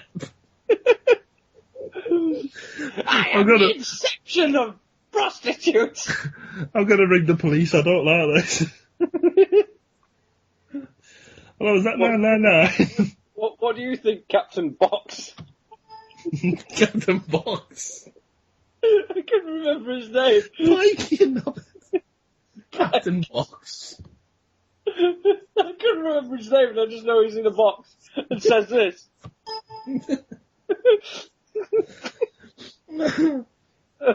Okay, and the question for the round is, what's the worst thing you could imagine when you ordered a prostitute? Okay, yes, we've got an answer here. What's your Daniel Craig dressed as George Lucas dressed as a woman? Let's see if it's on the board. Top answer. Oh, fantastic. Well, you just suck as many penises. On that bombshell, we're going to leave it there for this week. Oh, God. We're going to leave it there for this week. I just realised I forgot a section in the movies. Oh, never mind. Next week. Yeah, next week. Well, we'll leave it there for this week then, and all that remains to say is if you want to get in touch with us, maybe you're Simon Parks and you want to talk to us about aliens, but I'll get in touch with him. If you live in Simon Parks' hometown, or if you just want to get in touch with us because why not, then email us 50footnerds@gmail.com, or catch us on Twitter, which is twitter.com / @50foot, whatever, it's @50footnerds on Twitter. I got confused. YouTube, youtube.com/50footnerds and facebook.com/Attack of the 50footnerds. Yeah, or we've got our individual Twitters. Mine is at Mike G Bell. And mine's at Volts of X Stuff. And Paul isn't here, but I'll tell you his. He's at Auton Scouser. You've got Joe's as well if you want. Yeah, at Memums Steve Dave, at HBO Helper, at Magic Footprints, at friggin' everyone else. At Irving's Basement, yeah. At Ain't Nobody Got Time for That. You know, he's everywhere. At You Foot Memes. Yeah, God. At Stephen Meme Dave. Stephen Meme Dave. Yeah. Yeah, well, that's everything then. Hopefully, Chutney Lover 187. Yeah. At 50 Foot Nerds, episode 37. You did it huge! We'll try and get a little bit more regular on the episodes. It's just been a bit funny with timing recently, but we'll try and get more up. Hopefully by this point you will have heard the commentary that we did for John Dies at the end. And other stuff hopefully. So, what, you know? I said dicks. Dicks, okay. Yeah, we've done a commentary on dicks. Doorknobs. Okay. People will finally understand that joke from last week. Dick doorknobs, yeah. Yes. Okay then. Well, alright then. If we're all done for this week then, all that remains to say is my name is Mark Millar, MBE, and I'm great. Geek out.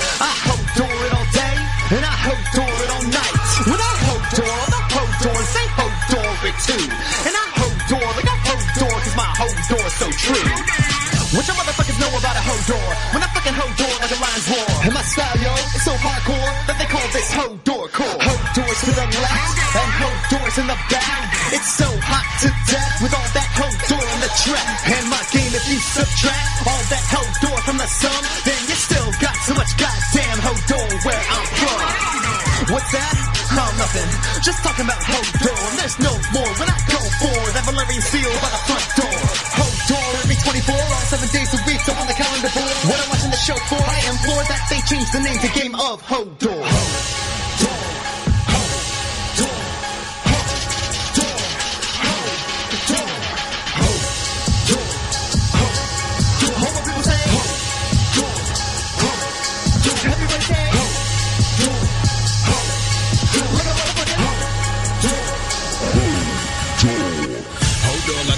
Singing in the motherfucking rain. Bang like a motherfucking Hodor, cause I got this Hodor shit up in my motherfucking brain insane. You can hate on my Hodor all you want, motherfuckers. I'm still gonna keep it real Hodor in the song, motherfuckers. From the free city to King's Landing, Hodor is what I'm demanding. How many kings will get killed while Hodor is still standing? Hodor forever, and Hodor in this mic. Hodor for show, motherfucker, cause it's Hodor for life.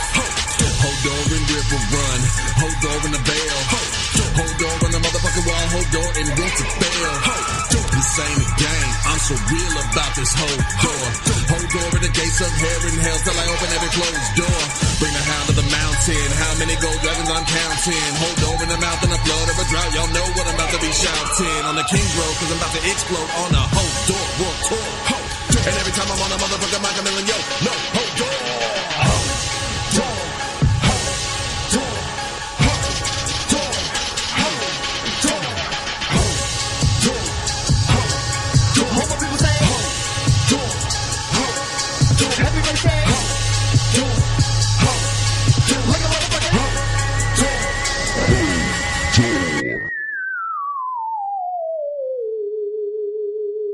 If you've enjoyed the nerddom in your ears, then please follow us on Twitter at 50footnerds, or email us anything except spam at 50footnerds@gmail.com.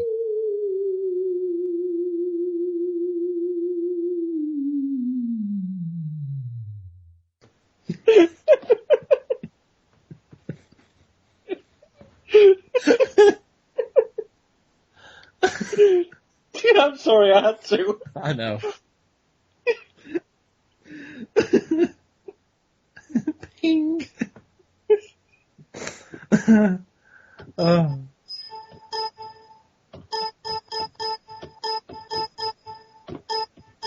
What is it, Captain Pike?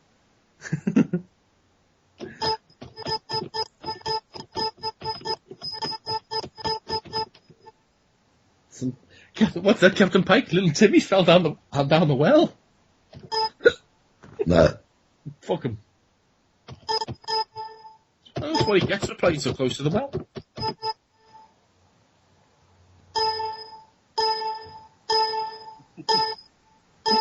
Oh no, Captain Pike's reversing.